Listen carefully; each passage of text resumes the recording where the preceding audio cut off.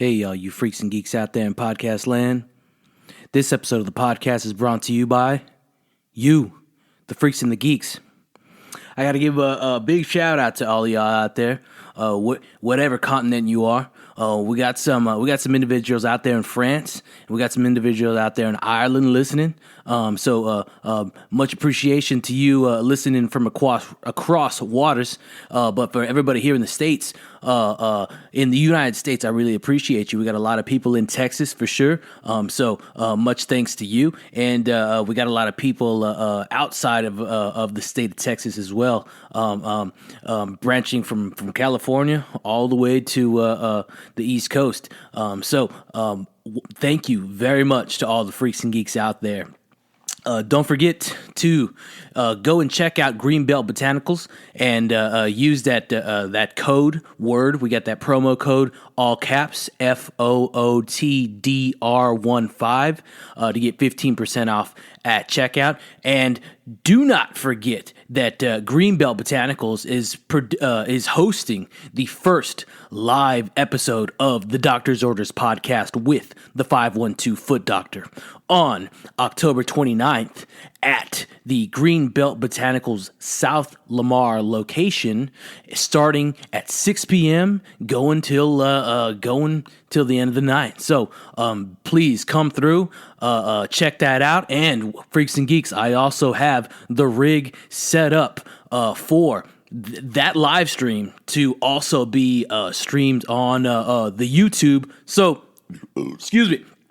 Check that one out. So that one, the goal is to have that on the YouTube live and even possibly on the IG live. So we'll let the cards play out and see how that happens. But the hand is already set.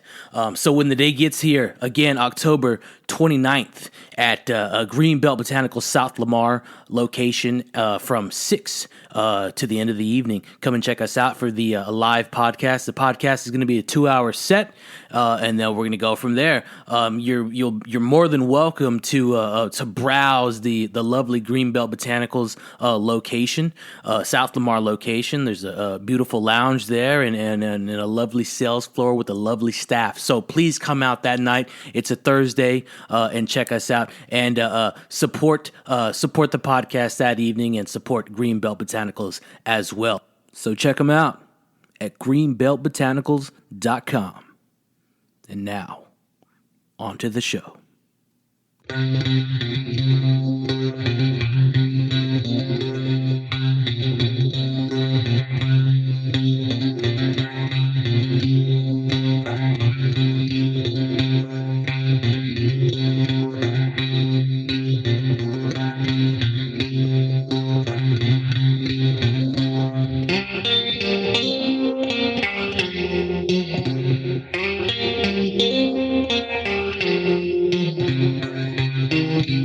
Wednesday, October 21st. Welcome, Freaks and Geeks, to another episode of the Doctor's Orders podcast. If you are a returning freak or geek, thank you very much for checking in to episode number 8. If you are a new listener, well, you made it here. Sit right down, take a seat, get whatever you need, and check in to the Doctor's Orders podcast with the 512 Foot Doctor. We got a good chat going on today. I'm going to present to you with a good buddy of mine, tremendous friend of mine from the college era of myself in Denton, Texas, and we're gonna go out from there. We're gonna touch base a little bit up there in Denton, and then we're gonna scour the state. All right, so let's dive into it.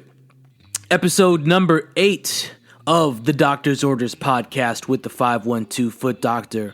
We have coming to the stage Douglas Haseman. Here we go.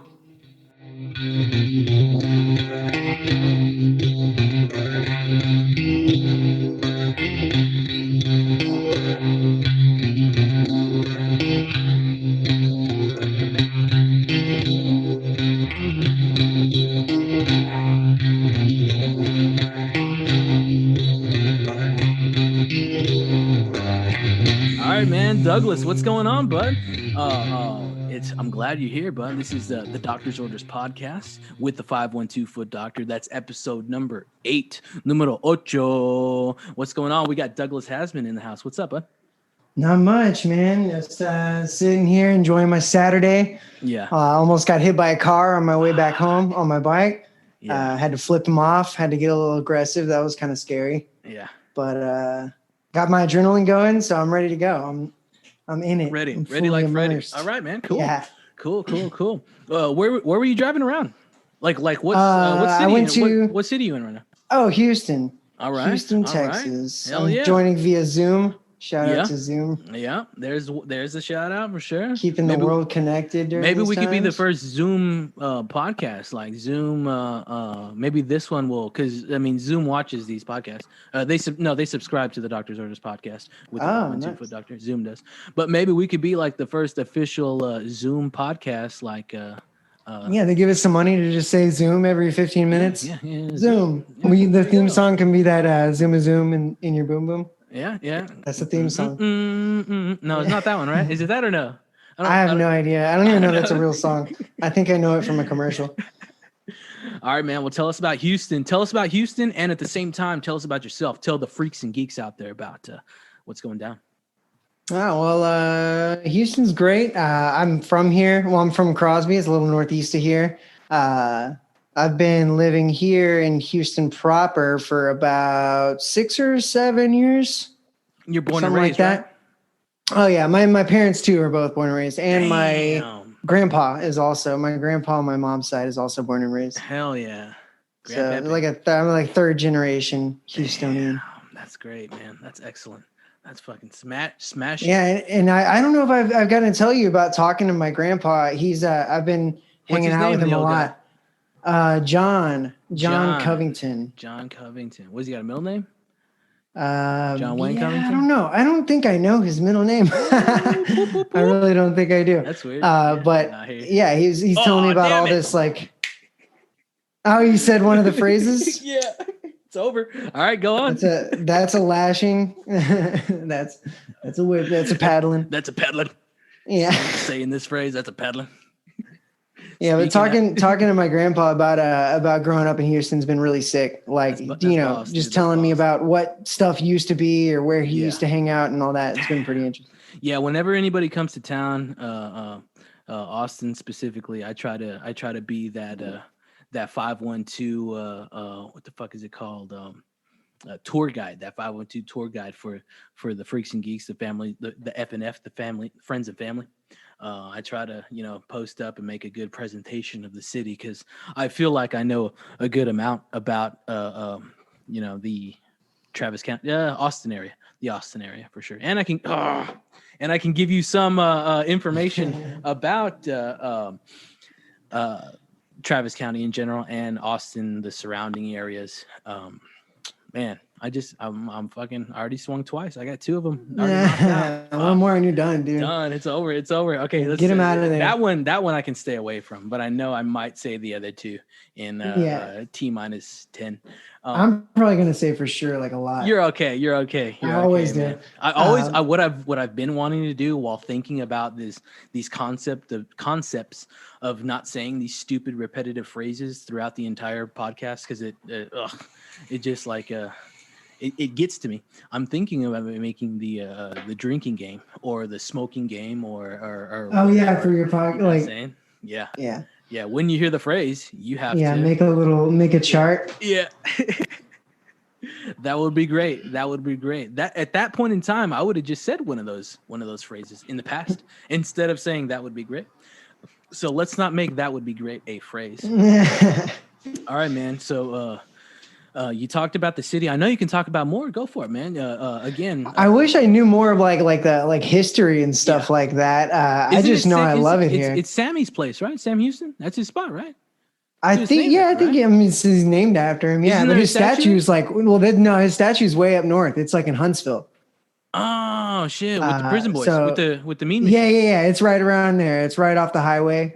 It's a big ass statue.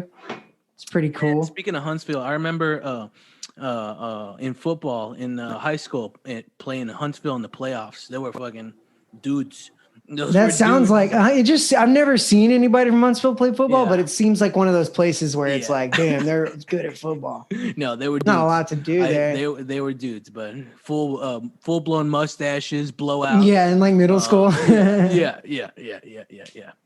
Man, that's bonkers. That's bonkers. Yeah, I've never seen that statue, and it's like high You as never shit, seen right? it?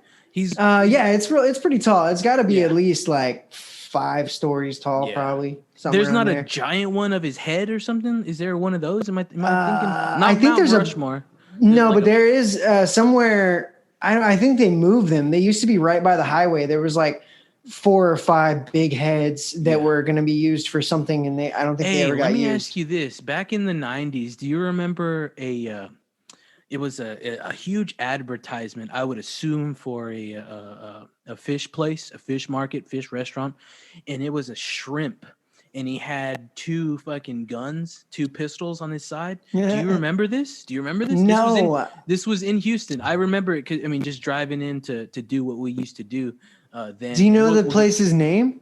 No, I Like do not. I just remember a big ass fish. I think he had a cowboy hat on, and he had 2 pistols, and it was just a advertisement on the side of the side. I'm assuming it was like the restaurant marquee. You know what I'm saying? Yeah, I'm not sure what that could be. If it would be on like the west side of Houston, I don't know. It had to have been driving. It was driving in from Austin. Yeah. I'm trying to think. Yeah, I have no idea. Yeah. I love shrimp though, and I love seafood. So I'd probably been there. Yeah, maybe. Do you like statues? No, I mean I could take them or leave them. I think it's Have you seen the Beatles statues at Eighth Wonder? Oh, yeah. I want to see those, but when I went, you I haven't didn't get seen to see those? it. No, when I went, they weren't there. Damn, I'd love to see those. I think those are pretty cool. I guess I didn't even realize it was the Beatles. Wonder. Yeah, I didn't realize that was the Beatles for like the longest time. I was like, oh, cool. I dig on statues, man. They kind of freak me out sometimes when they're fucking ginormous. There's some like phobia of statues. I don't know if you've seen the statue that's on the top of the Capitol, the state capitol here in Texas. I haven't seen it up close. That face is it creepy? Creepy. Yeah, it's creepy. Yeah, they used to have it in this museum. It's a UT museum called the Texas Memorial Museum on the UT campus. It's a beautiful. If Freaks and Geeks out there, if you get some downtime and you get to shifting back into what we used to do, check out that Texas Memorial Museum. It's a pain in the ass to get parking to, and now unfortunately they charge, but they have some fucking dinosaur tracks over there, like legitimate joints. And they have a lot of cool shit on the inside. I think it's like 4 floors of just Texas history. That's cool. It's there's in Houston. Or was it in Houston or Dallas? That JFK museum. I think that's in Dallas or Fort Worth, right?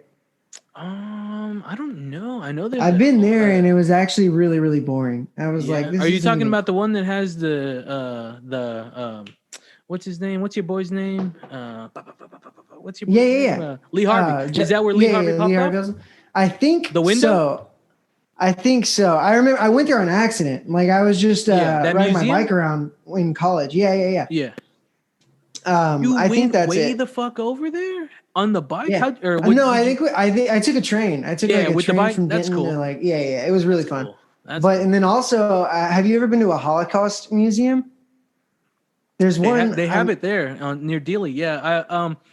We did. I walked around the area, but no, I didn't go in.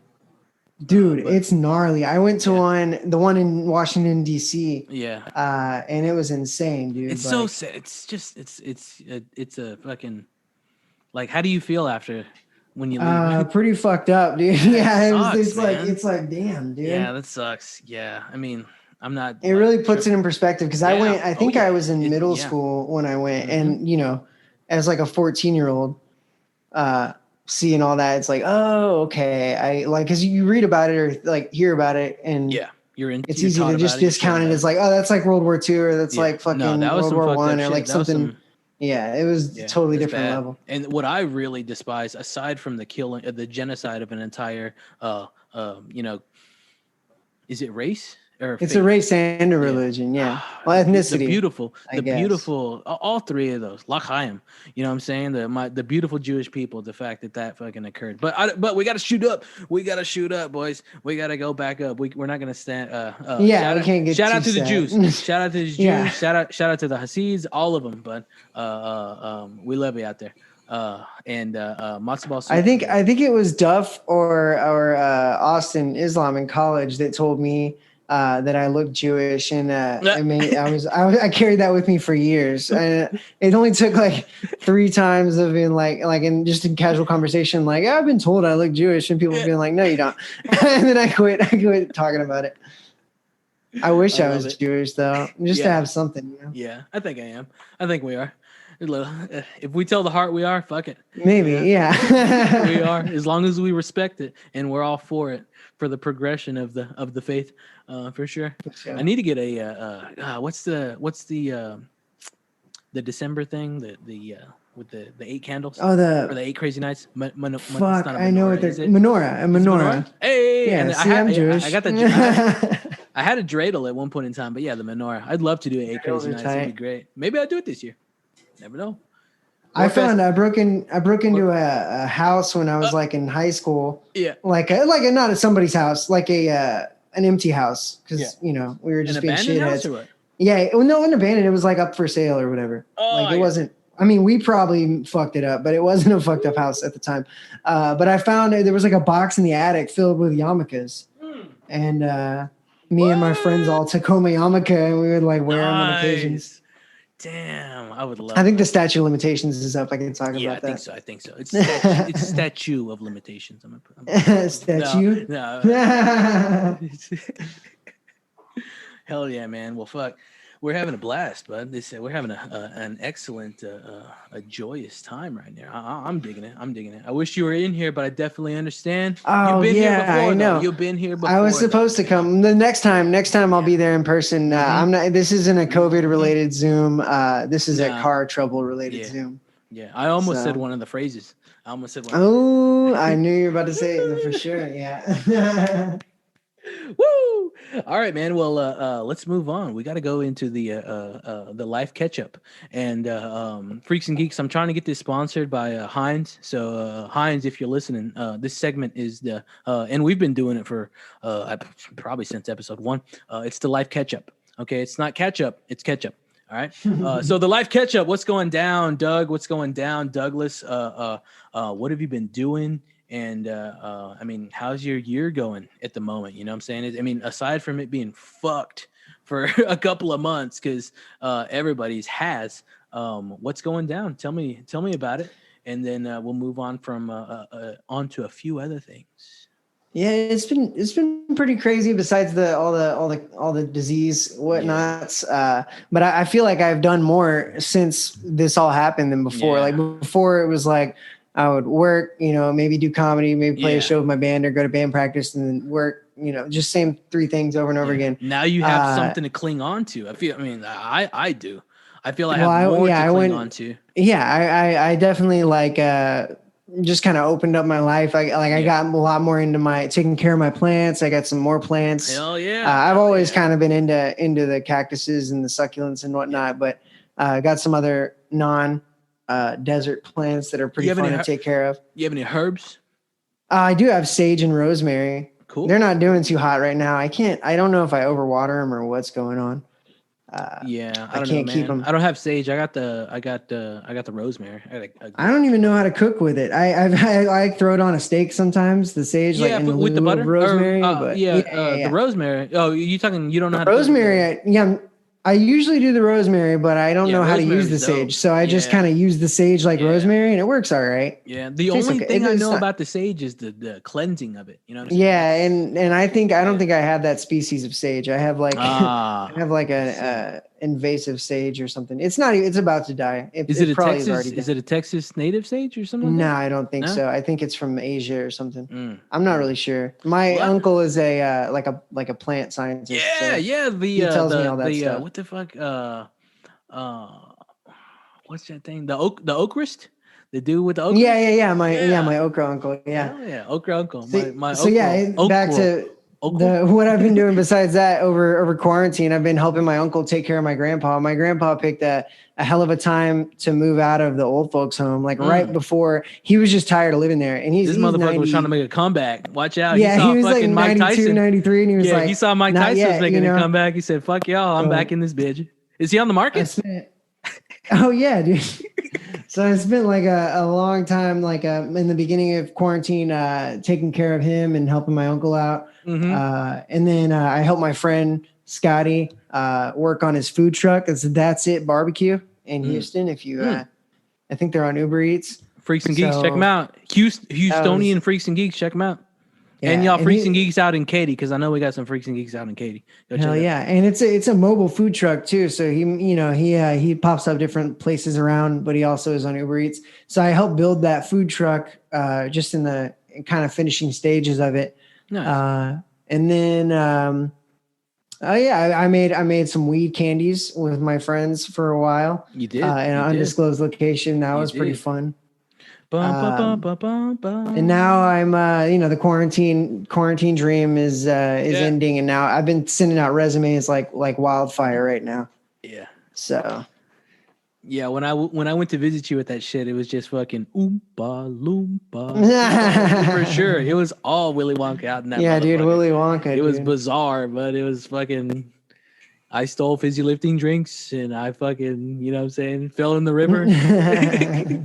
I lost, you lose. God damn, Gene Wilder killed that, man. Straight up just knocked it out of the fucking park. Just destroyed it. That was my grandma's favorite movie.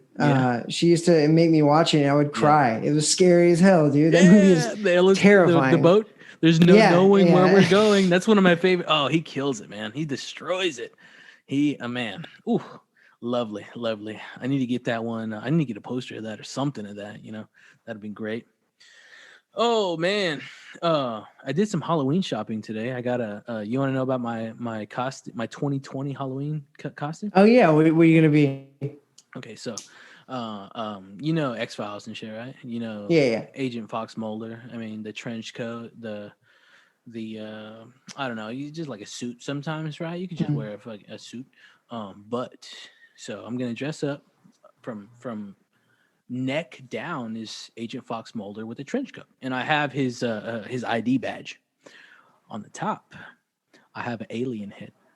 That's pretty tight. Cool, man. Cool. So my premise is for this whole October 31st thing is we're gonna get a PVC tube, and for the COVID, because I don't feel like going to answer the fucking door, I'm gonna shoot. Oh yeah, I've seen that. Yeah, you drop it in from the the second story.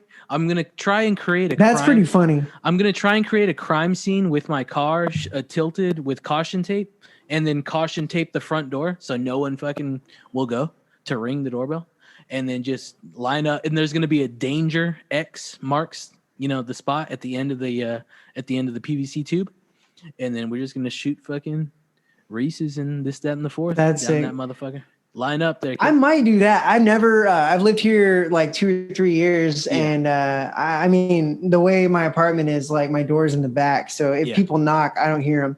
But we don't, we don't decorate or anything like that. None of my neighbors do, so it doesn't look like a Halloween friendly house. But I do live in like a Halloweeny neighborhood. Like, I think my shit is Halloween friendly now because I put some stuff in the front yard. Yeah, if I throw a PVC pipe on my window, though, I would do that. Yeah, just that would be funny, dude. Rocking them down. I don't want to just. Let's go. Assembly line, motherfuckers. Line up. That's pretty funny. You only get one, bitch. Here you go. But one other thing is I was somebody I know was talking about, like, what if it gets stuck? And he was like, you should put, like, I know this is more money, more finances, but get a little Hot Wheel and tape it to each candy so it just you lose the Hot Wheel. But I mean, fuck it. What the fuck I look like playing with Hot Wheels? Yeah. I would definitely get some bootleg joints. Maybe the fucking Ross Arts, the Ross Arts, the Matchbox. I know, what was the other off-brand Mega Bloks? The off-brand Lego. They have cars. Yeah. They did. Let's see, man. All right, I got a question for you. Do you have any during this time? The year 2020, This is what was her name? Diane Sawyer. Was that her name? I think so. Fucking lady. Have you done any new like projects? Do you have any new routines, hobbies, appreciations, or even just a new mindset, man? I mean, the reason I bring this up is this year I've really gotten into meditation, and I do want to give a shout out to Michael Imperioli. He's doing it a Oh, hell yeah. beautiful Yeah. fucking meditation 101, meditation 102 live on Zoom via RSVP every Monday at Well, that's cool. 11 o'clock. What are we, Central or Pacific? We're Central. Central. 11 o'clock Yeah. Central. And I think it's 9 o'clock Cali time. But yeah, man, you don't. It's only him. No faces show up. He answers questions, and fuck, man, Michael Imperioli is killing it on the meditation. That's pretty shit. tight. And he's he's doing that, and then that podcast. I haven't listened to it, but it sounds funny. So I already watched I've been watched the series, there and back and there and back again, but when I listen to episode 1, that evening I watch episode 1. And I go, I might do that because I've only watched that series one time. No, and I keep wanting to rewatch it, but it's so perfect. I'm like, do that. I want to just savor that one. Do that. Do that. I gotta do it. No, so listen to the episode and then watch the thing that night or whatever. Yeah, I used to do it on Tuesdays because Tuesdays I have a free evening. Mondays I don't. Mondays it's reserved for shout out to the Kill Tony podcast Kill Tony podcast every Monday night at 11 Central and 8 a.m. or 8 p.m. Cali time. Look at me, I'm fucking up on the. Yeah. What does AM stand for? I mean, I know, but AM PM. It's like something meridian, post meridian. Yeah. I don't know what the I don't know what the A isn't after. No. It's post means after. That sounds familiar. What about anti-meridian? I don't know. Yeah. What about AM FM? You know what AM FM stands for? I have no idea. AM FM. What about ACDC? Do you know what that stands for? Yeah, alternating current, direct current. Boom! Look at you. God damn. I don't know AM FM though. Let's check it out. What the fuck is AM FM? Yeah, Google it. Let's check it out. Pull it up, Jamie. But while you're looking that up, I can talk about some other stuff I got into over the quarantine. So espresso was the first thing. When I got my stimulus check, I bought an espresso machine, not a crazy one, like a little cheap one, but I souped it up with a $7 Amazon part. And now I make awesome espresso, and I've got especially in the beginning when it was like I had nothing to do, I would just dial in espresso shots all day. I wasn't sleeping. I was just drinking espresso because it didn't matter. I didn't have anywhere to be. Now I could not imagine not having that. Also bass. I've been playing bass in my friend's band, or I guess it's my band now. Give a little thing. Bird Law. BYRD Law. It's an always sunny. One more time. BYRD Law. BYRD Law. Bird Law. It's an always sunny reference / kind of a Lynyrd Skynyrd nod. It's good, like some nice southern rock. Yeah. And been playing bass a lot. We've been hanging out, practicing, working on John Farley, the guitarist, vocalist, drummer, I guess, too. He has a solo project, and I helped him record that. That was a blast to do. And we've done a couple shows with that stuff. And he has a show in Kingwood at Megaton Brewery on, is that today? Yeah, I think that's today at 5, actually. I'm missing it. It might be tomorrow. But I don't have a car to get there, so I can't go. But Megaton Brewery in Kingwood, if you guys could check it out. Also, speaking of breweries, another interest I got into is some fruited sours. I've always been big into craft beer, but the fruited sours have been really hitting for me lately. Speaking of, I'm about to go grab one. Hey, go get it. Cool. And then when you return, Freaks and Geeks, it's going to take hopefully 6 seconds. I just the meaning of AM and FM. I can't wait. All right. I'll be right back. Sorry, guys. It's in the freezer, so I gotta go. You go. So, what our guest Douglas Haseman, comedian, Houstonian native, Houston local comedian, local born, local raised, local brewed comedian Douglas Haseman. He's about to go pull out a little fruited sour from shout out Urban South Brewery. This is the HTX division, the Houston division. They also have a NOLA division, which I mean, I'd love to go to both of them, but yeah, they got that. So they got the Houston Urban South division, and then they also got that NOLA Urban Oh South yeah, division. and this one is a collaboration beer with Kings, which I don't know where they're located, but Are you rolling yeah. yours? I'm rolling mine. Yeah. Well, I just got it out of the yours is all freezer. slushed So out, right? if you look at that, that's an Hold on, hour hold on. and 6 minutes. Oh, It's the perfect consistency. So yeah, that's basically what I've been doing, is becoming more of an alcoholic.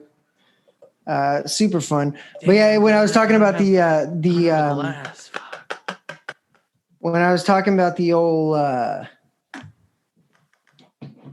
sending out resumes like crazy, this would be my dream job. They're hiring a manager, and I didn't get selected. I guess my resume wasn't impressive or something. But if anybody out there can like really spruce up a resume, let me know. I'll pay you. Dollars or steaks? Whatever. I'll pay in whatever. Oh, this is really good. Yeah, I'm not gonna open up mine at the moment. That's the chili mango. Mm-hmm. Damn. Yeah, I saw that. My wife and I saw that, and we're big mango and chamoy fans. Oh yeah, me too. Or tahine.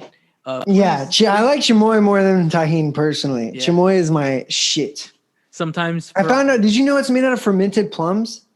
Tahine? No, chamoy. Really? No, I did not know that. That's dope. Fermented plums. That's crazy. Yeah.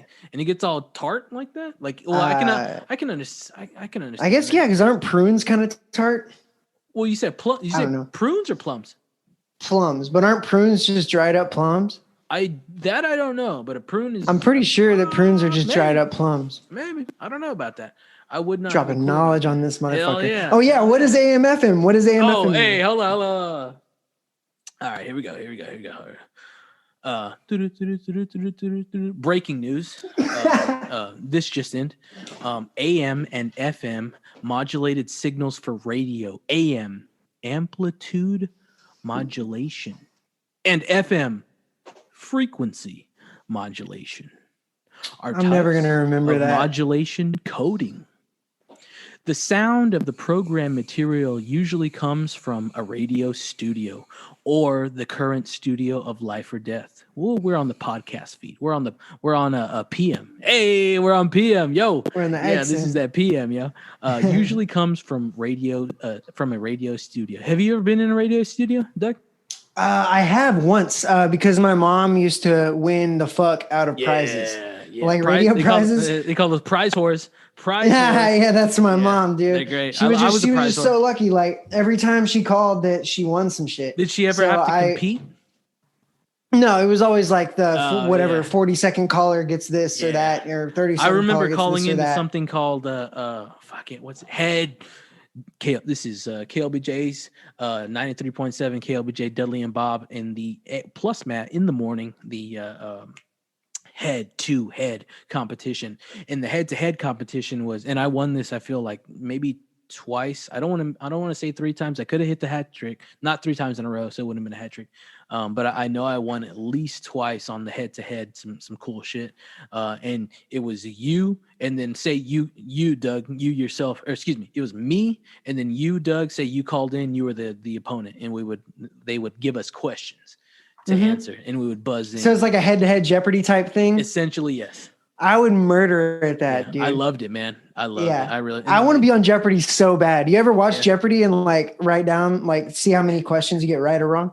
No, I do that more on the wheel. Oh, yeah. I can't really keep up with those fucking Jeopardy questions. They're too much. Alex Trebek has got to be fucking. Yeah, if I can get like half of them right, I'm pretty stoked. Yeah. And honestly, I'm usually better than the worst person, because they usually have like 3 people and one of them is just dog shit. Yeah. I'm usually better than the dog shit person, but then the other 2 are like, shit, dude, how do you know that? Some shit, man. Okay. let's pedal on through to cycling. You like cycling, bud? You're a little biker. Yeah. What is your go-to cycling gear?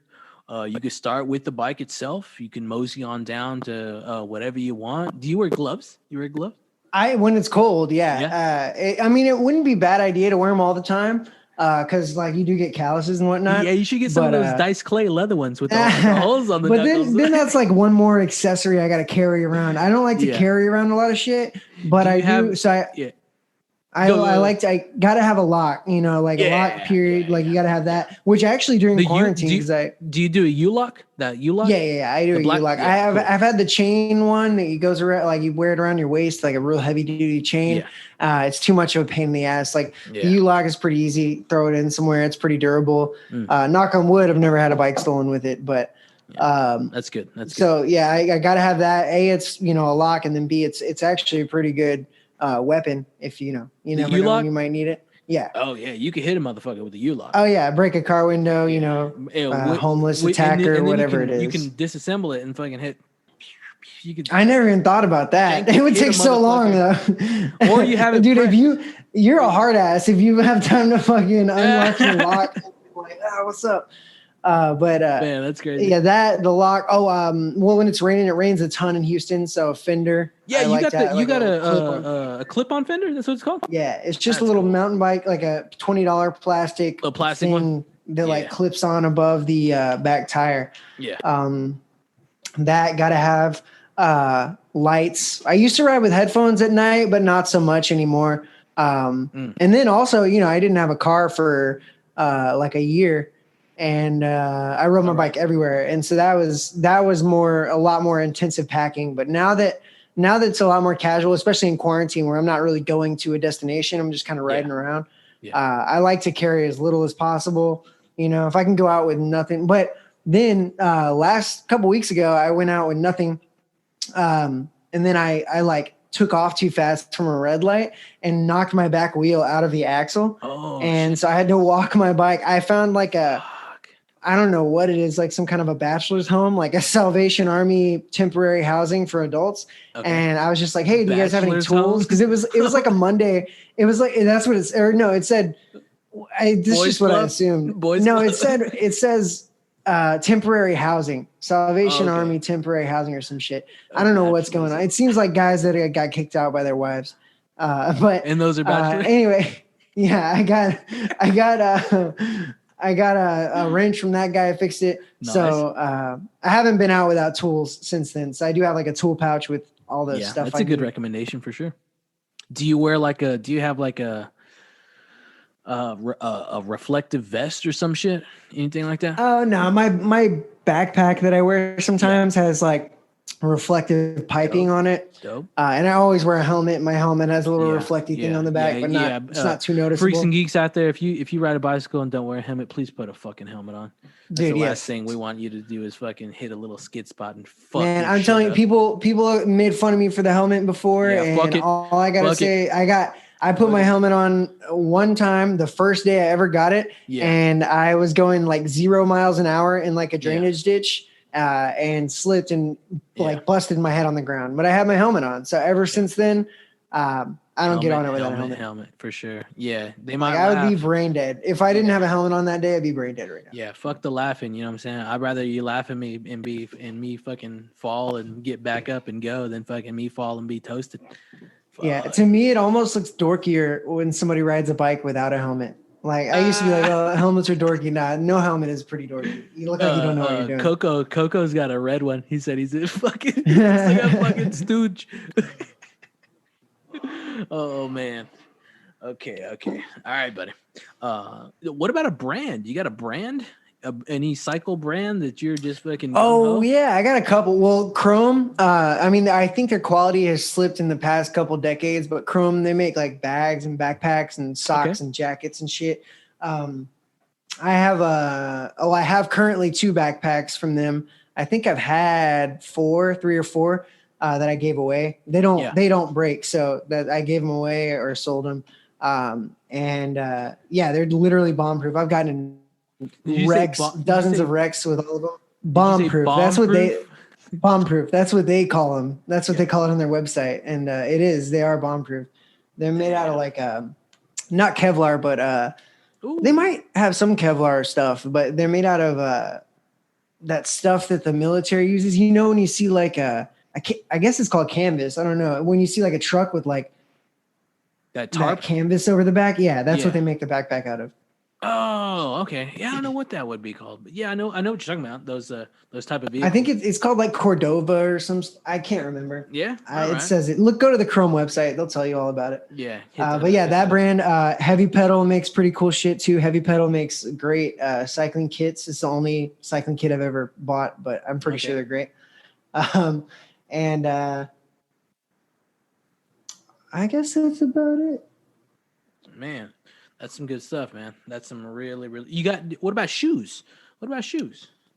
I wear Adidas now. I wear regular old. I wear these like Adidas skate shoes because I have like straps on my pedals and they fit in there really well. And I've used cycling shoes before, the ones with the cleats, and they are awesome. But if you're going in and out of businesses, or if you're like commuting to work or whatever, it's a whole change of shoes you have to do. They suck to walk around. I hear those some good I think I'm gonna butcher this. Freaks and Geeks, Onitsuka Tigers.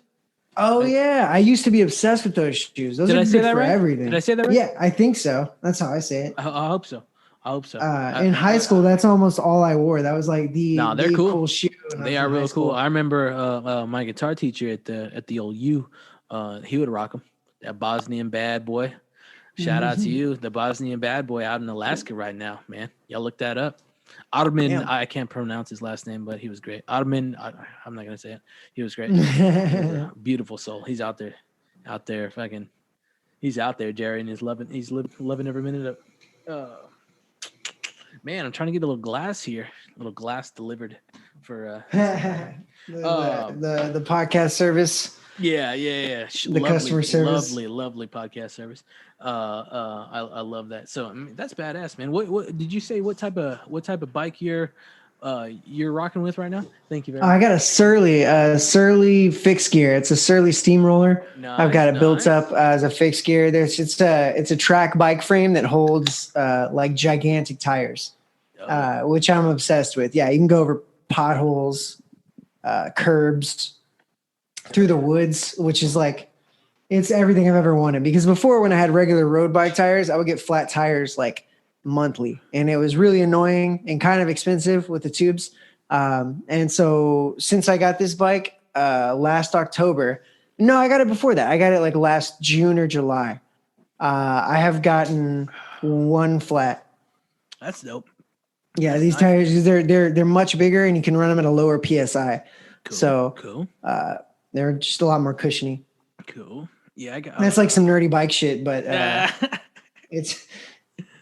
Oh man, yeah! I just cracked this Urban South what's it? Wakefield Brewing collab. Yeah, the one we jammed on, that spilled ice cream paint job. Rainbow sherbet, sour raspberry, it tastes like lemon, lime, orange. And I think it has vanilla ice cream in there that they didn't put on the label. Yeah, it says ice cream paint job. And it tastes like cereal to me. It's good. I love that one. It's delicioso. Dude, this one is great. If they still have any of these, y'all should order some. I'll pick them up. I saw them motherfuckers went for the gold with their this is one I want. That lime cucumber goes. Oh yeah, that's the New Orleans one. Yeah, man, I wish they both did. Come on, excuse me. Respect. Urban South NOLA.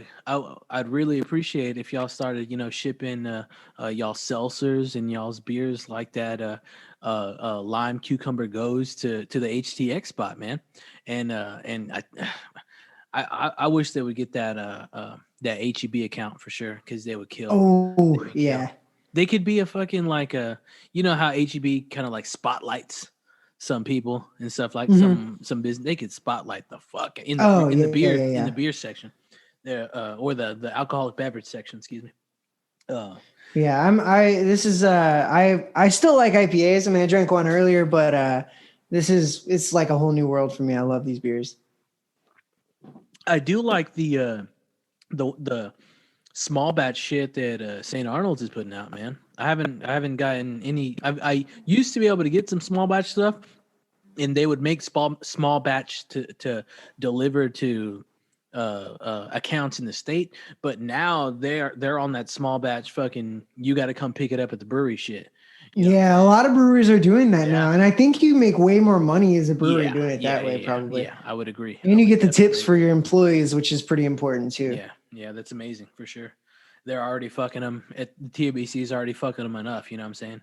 Especially with this other shit. You know what I'm saying? You gotta serve at least a fucking, I don't know, a fucking grilled cheese sandwich or something like to be considered fucking 50-50 or something. That's fucked, man. Yeah, and it's crazy Yeah, because like St. Arnold's is one of those ones that has like such a huge like food program, yeah, and they still didn't let them open because they sold too much beer, you know. yeah, And they're a brewery. It's like yeah. they're getting punished for No, selling a lot of they're their thing great. they They're make. great. Have you had the root beer? Oh yeah, all the Yeah, root time. beer Yeah, slams. I love their review. Yeah, it's great stuff, man. And Uh, Art Car, I love Art Car. Art Car It's is a my favorite. slammer. Let's shout it out It's my together. favorite car out One, here. 2, 3. The art Art car. Car. The art car. The art car. The art car fucking slams. That's my go-to. But Man, I on haven't had one in a couple months, dude. I need to go I pick up a buy six pack. that's my at the moment the Sunday beer to cheer on the squad. We're getting down with that. We're putting back the art cars and we're putting back the fucking what's it called? Lateral Haze out of Deep Ellum Brewing Company. That's a good one. Killing it, killing it. They're both over 7.2. So fucking they're slamma jammas. You're gonna see some stuff after you crack back fucking a good amount of those for 4 quarters. Oh yeah. Hell yeah, buddy. Or the double art cars. The double art cars go hard. Those are bananas, but I'm glad they cut those off. That was Dude, the red. when you the go red to can. the brewery, dude, in the brewery they give you 16 ounces and it's Yeah. like Shit. $4 or something. It's lovely. crazy. It's cheap, It's dude. lovely. It's like, Yeah. Yeah, I loved it. I remember I got lunch there on my birthday. We were on our way to the good Nola, and I got lunch there. It was like chicken fried steak and all you could drink. what? Yeah, All you can drink? yeah. Damn. With you had to get the special and you get all you could drink. Yeah, that's pretty tight though. Hell yeah, man! I want to. This was before the pizza in Beer Garden. This was way before that. Oh, Yeah, nice. Not Yeah, I way never before went to but- that. Yeah, I want to go to that thing. It looks beautiful. I just Looks went lovely. to St. Arnold for the first time like maybe a year ago. Yeah. Like I've loved their beer for forever. I just never went. Yeah, I've just been once, man. I've just been once. All right, let's move it on. We talked about peddling, not paddling, peddling. We talked about the gear. We talked about the bike. Let's talk about dog dad. Dog dad. You're a dog papa, right? What's the guy's name? What's the fucking Leo? He's right here next to me. He didn't even react when I said his name. I thought he'd probably get Uncle excited. Leo, right? Uncle Leo, yeah, dude, from it's like fucking just Leo. Sopranos. He No, he's- stop. No. Sopranos Uncle Junior is from Seinfeld. Who's Leo? Oh, Uncle Leo is Seinfeld. I thought there was a Leo on Sopranos too. No, it's Uncle Junior. It's Uncle Junior. Ah. Sopranos. But yeah, it's Uncle Leo Damn. from Seinfeld. I mixed it up. You're good. Anyway, he's the shit. He's fucking. Great, man. He's awesome. He's like 8 years old now. Yeah. Or 9. No, he'll be 9 in December. He's almost He's 9. Great. He's great. Yeah, he went hard in Gardner, dude. He was like going up every mountain, every hill. Yeah, that's cool. Yeah, he's been loving quarantine. He's been with me pretty much 24 hours a day, Hell yeah. 7 days a week for almost the whole time. I think I've left him for like 4 or 5 hours once or twice, but Yeah. comparatively to where I used to go work 8-hour shifts, Mm-hmm. every other day, every day. Yeah, he loves it. He's never been happier or calmer or chiller. Yeah. So that's pretty That's cool. good shit, man. That's good. That's good to hear. What's his favorite toy? Oh man, he has this one. So I don't have BarkBox, but my friend has BarkBox, and they gave me some of their toys that were too big for their dog because their dog's like tiny. Yeah. And he loves them. He's obsessed with them. So I guess they make good shit because he can't get enough. Does he have a Kong? Oh yeah, he has. He doesn't really like that much. Yeah, He's yeah. The he's Kong's like, kind man. of Kong's kind of a letdown. I'm not a Kong guy. I got one. Yeah, I mean, I like their collars and stuff. They make good Yeah, collars, yeah, good yeah, yeah, leashes. Because he's huge. He weighs like 100 pounds, so it's like yeah. I gotta have something pretty sturdy Did on you him. drop the breed? I don't know. Did you drop the breed? Oh well, no, a yellow lab. He's a big There we old go. yellow lab. There we go. There we go. Um, fuck. What was I gonna ask you? What was I gonna say? Breed. Oh, does he have a rope? You got a rope that you fuck with him with? Like as far as him like chewing. Oh on yeah, wood? yeah, like tug of war. Yeah, Yeah, yeah, yeah, he yeah, likes yeah, that. yeah. Damn, I left his rope somewhere. I That- brought it with us somewhere and left it. He doesn't have one right now, Yeah. but he does love those. He's not big on tug of war. He likes keep away more than tug of war. He likes to pick up a toy and he wants you to chase him around. Yeah, yeah, yeah. No, keep That's away. his thing. I know keep Yeah. away for sure. Do you have any clothes for him? I've never seen him in clothes. No, he's human sized. So I just put human clothes Oh, on him. that's It's badass, hilarious. man. Yeah. You should put a cowboy hat on him. He hates all clothes Yeah. and hats, but he does have a tie. He has a tie that he loves. I put a Does he tie wear on that him. for Thanksgiving and Christmas and shit? Job interviews, yeah, whatever. he Yeah, has to yeah, do. yeah. Bar mitzvahs, Super Bowl parties, all that type of shit. Hell yeah, man. That boy Leo. Yeah, he's great, man. He is great. Oh fuck. Yeah, I wish it was a video podcast. I'd show him on the thing, but Well, when you you can come probably back, hear him. He's snoring right now. If you hear any snoring in the background, Freaks That's and him. Geeks, that's Leo snoring. Hell yeah, hell yeah. You are listening to the Doctor's Orders podcast with the 512 Foot Doctor. This is episode number 8 with our buddy, Houstonian comedian Douglas Haseman. So thanks for the dog dad information. That's cool, man. I dig it. Is he a frisbee guy? Does he fuck with frisbees? Nah, he's not quite coordinated enough yeah, for I've never that. met He's a pretty good I've at never met a catch, frisbee. but he's a Yeah. ball Yeah. hog, dude. He Tennis? likes You the like ball tennis? catching. Oh yeah. Yeah, tennis. I don't. He does. He's into it. Yeah, no, tennis. Those tennis throws are fucking really cool. I dig on those. I don't really fuck with them with the laser.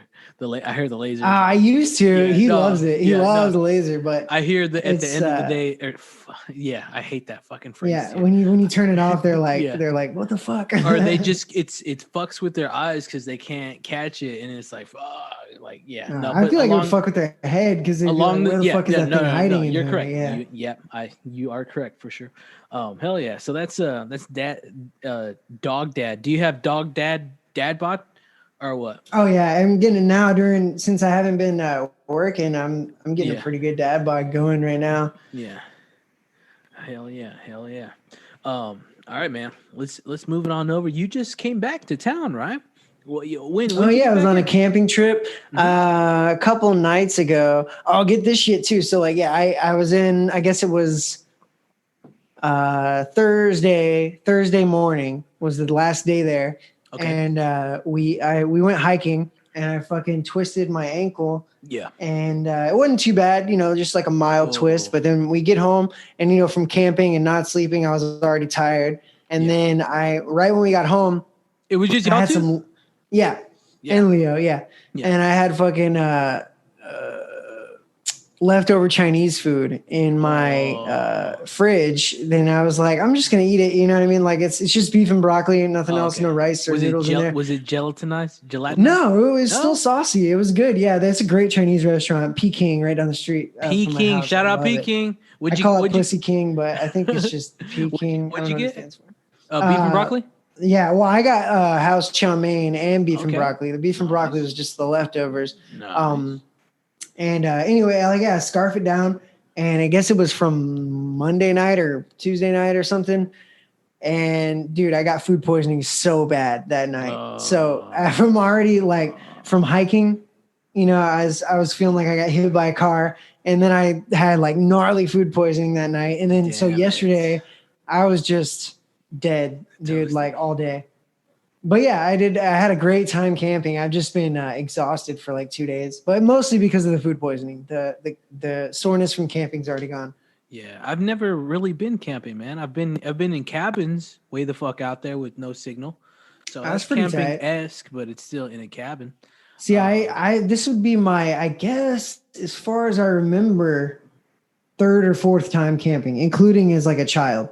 Yeah. My family loved camping, so we went once or twice when I was 7 or 8. But then after that, all my siblings were like over 18 and they didn't want to fucking hang out anymore. So Yeah. Camping yeah, and then I went once when I first got Leo, up near Denton somewhere in Oklahoma maybe or something. That's cool. Or it might have been at like that lake somewhere. Yeah. And it rained the whole time. And Leo like laid on my wet pillow to keep me dry. We had like rental tents that we rented from UNT that were like terrible. Yeah. But that was the last time I went camping before this time. So I guess it was probably 9 years ago, somewhere around that. Was it a better experience? Was this one a much better experience? Oh, yeah. Much better. Yeah, I had a great time. The butterflies were coming through, the butterfly migration.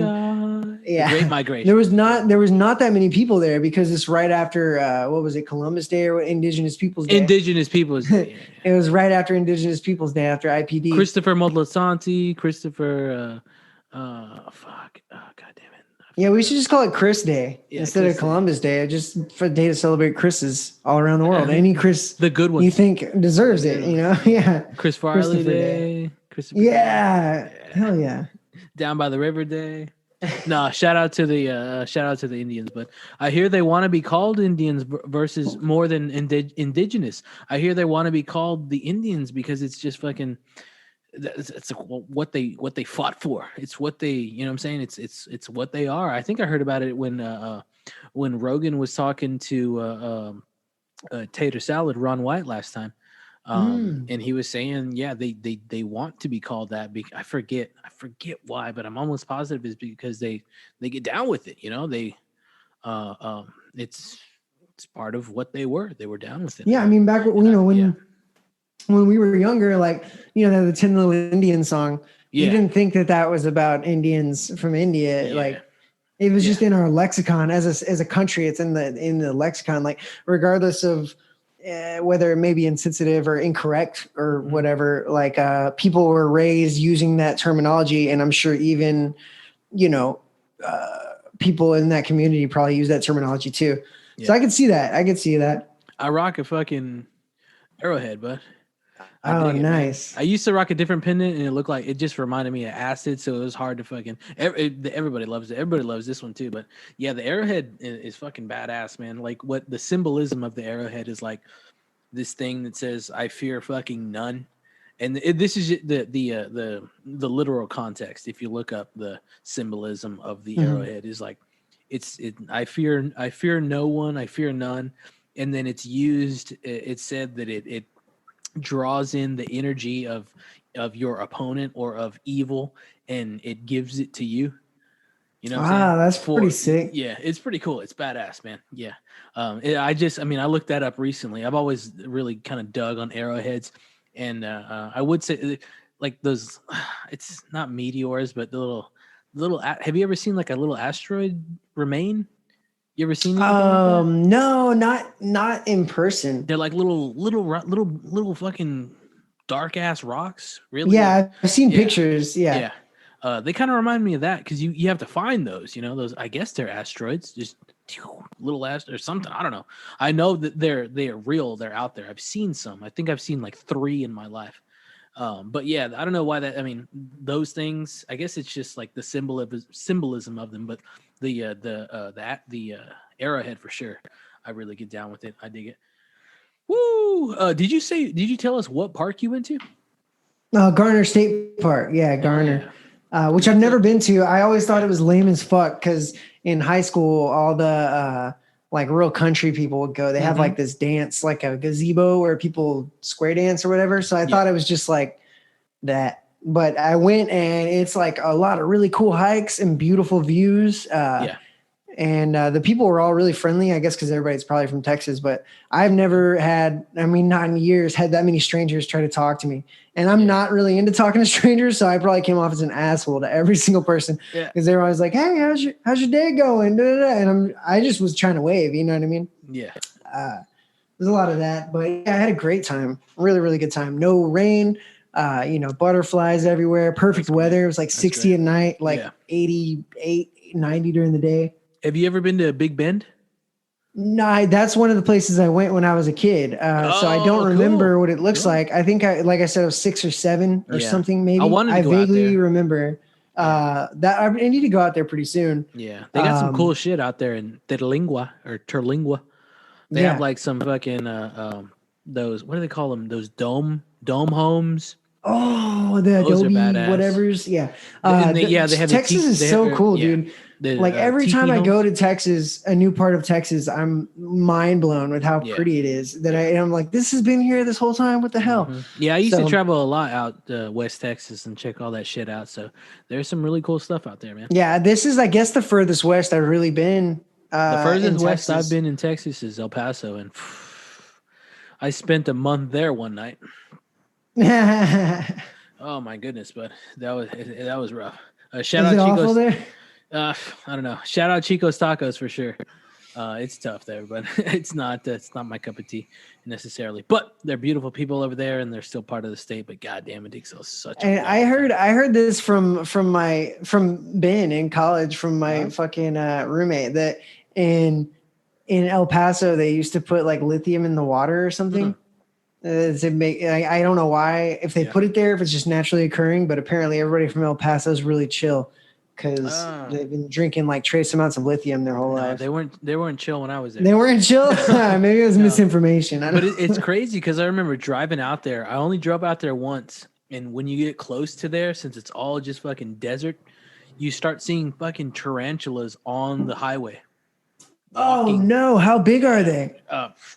Palm. Oh no! Yeah, you can see. I don't like spiders, dude. And they're fucking walking across the highway out there. Big tarantulas, but just imagine the ones you fucking run over. Yeah. Yeah. And I bet you could feel it. Like, that scorpion country. That's all that stuff out there, man. Yeah. When I was in Garner, the last night, and thank God this was the last night, I went in there to the bathroom. Like we were pretty close to the bathrooms, which is cool. My campsite. And I walk into the bathroom and I turn on the light and I see something. I hope it was a mouse. It was probably a mouse. It was fist sized, dude. It was fist sized and it looked like a cockroach. It looked like a fist sized cockroach, like literally biggest, like disgusting. 4 inches long, biggest roach I've ever seen. Like it could have been a mouse. It was so fast across the floor. I couldn't tell. And then I go over there and start. Yeah, I was in there and I brushed my teeth and pissed. So like I'm in there like brushing my teeth and I look down, there's just a scorpion walking across the floor. I'm like, I'm not coming back in here. I didn't go back in the bathroom the whole time we were there. I was pissed outside the rest of the time. But I want a scorpion tattoo. I hate scorpions though. That was my second experience with the scorpion. The first time I was in how big was it? A little one? Yeah, they were both little, but I heard those are the bad ones. Yeah, those are the bad ones. Those are the shockers. They got the most venom. This one, the first one I saw was one of those like translucent, like orangish ones. The one I saw at Garner was like flat and it almost had like a pattern on its back. Oh shit, that's not good. That you were able to spot. Yeah, it was not good. I was like, yeah, fuck this. I'm not coming back in here. This is y'all spot. I'm not trying to take over. Yeah, I was like, clearly this has been reclaimed. Just passing through, boys. Take it easy. That's badass, man. I've never national park wise, I've never actually been to anything like that. I don't think so. Just state parks. I've been to a couple of states. I would highly recommend it, dude. All you really need is like a tent. They have like a little fire pit there and you can buy firewood there. So you just really need a tent, like some food to cook, even though you could buy that there. I'm sure it's overpriced, but a tent, some food to cook, and fucking some hiking shoes, dude. You gotta have a great weekend. Yeah, no, it sounds great. It does sound great. And some bug spray too. Watch out now. I actually didn't use any and I was fine. But it's also, like I said, it's pretty cool. Like there were bugs, but they weren't like on me. Yeah. You see anything, any nature life? Oh yeah, dude. I saw how the first thing I saw was some javelinas, like a whole family of them. Nice. Like tusks? Little baby ones tusks? to like, medium sized to like big ones. And they were like running across the road. It was like all in a group. Damn. And then I saw two different groups of two different species of deer. There was some whitetail deer and then some other grayer deer that I don't know what they're called. And then, I saw some unidentified mammal.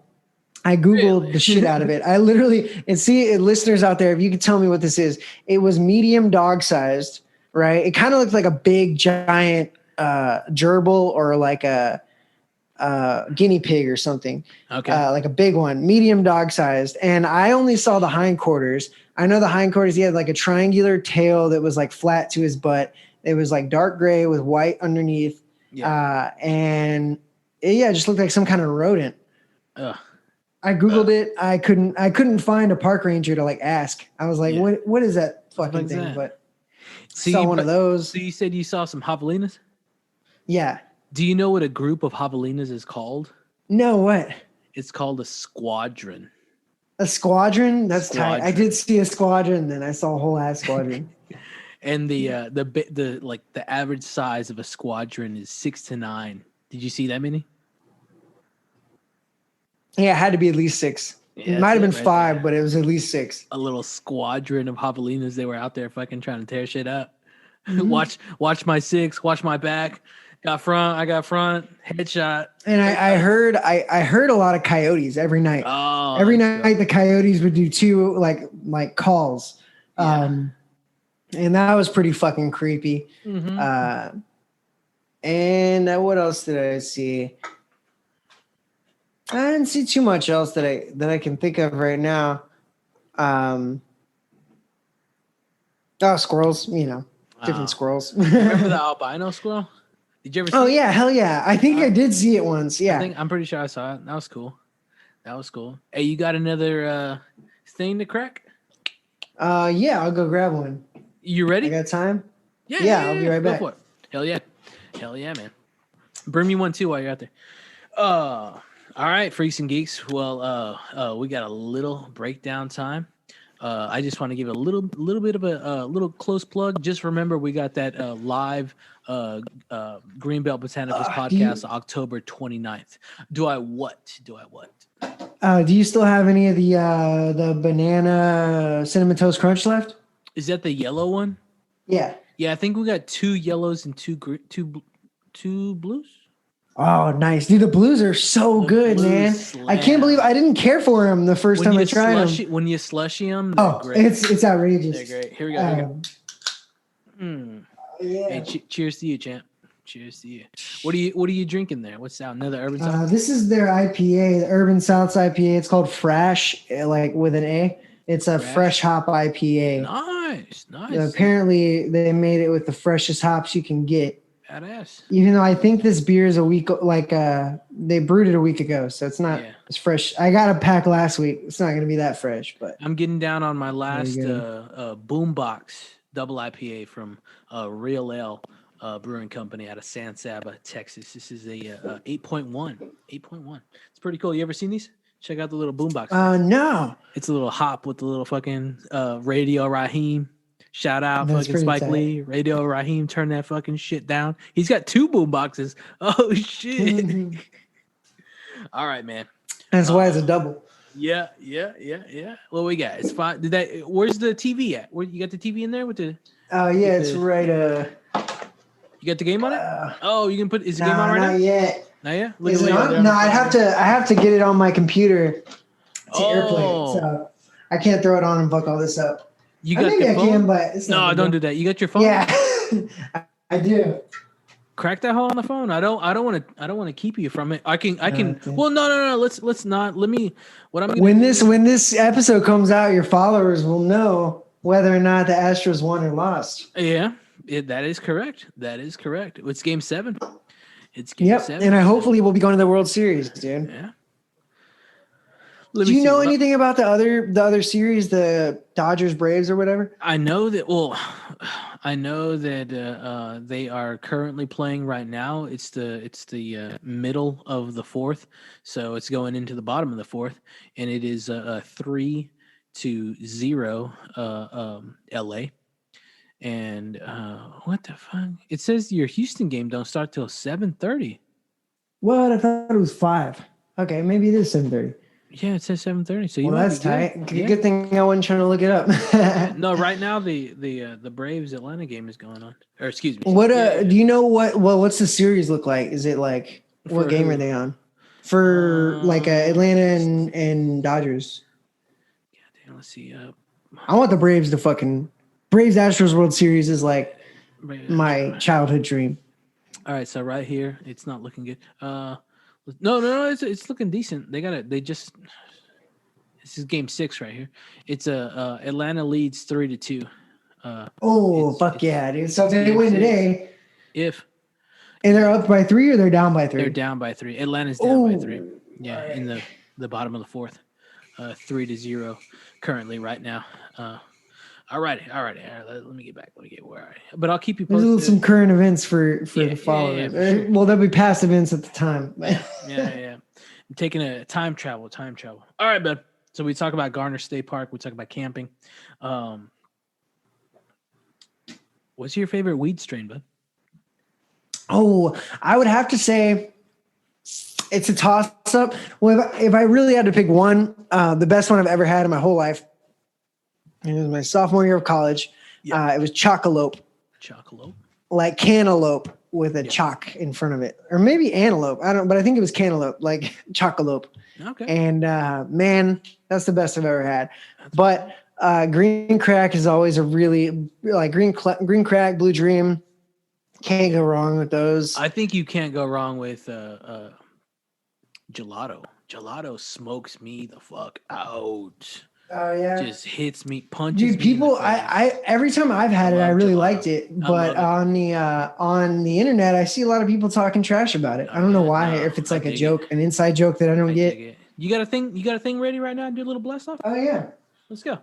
Here we go, Freaks and Geeks. This is the first official. This is episode number 8. We are doing the first official little blast off right here. When you're ready, sir. When you're ready. Oh no. Shout out to the Freaks and Geeks. We'll just take a few seconds. And I had to find the lighter. Here we go. This is CBD from what's the place? Greenbelt Botanicals. Yeah. Use that promo code. Here we go. Go for it, bud. No competition.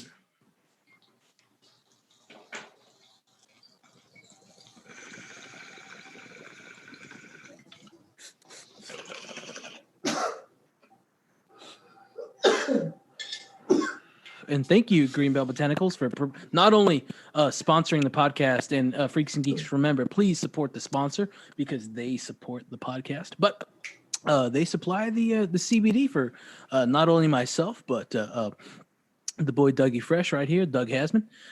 We both got that GBB CBD, and we're ripping it. It's killing it. They're doing it well. Hell yeah, man.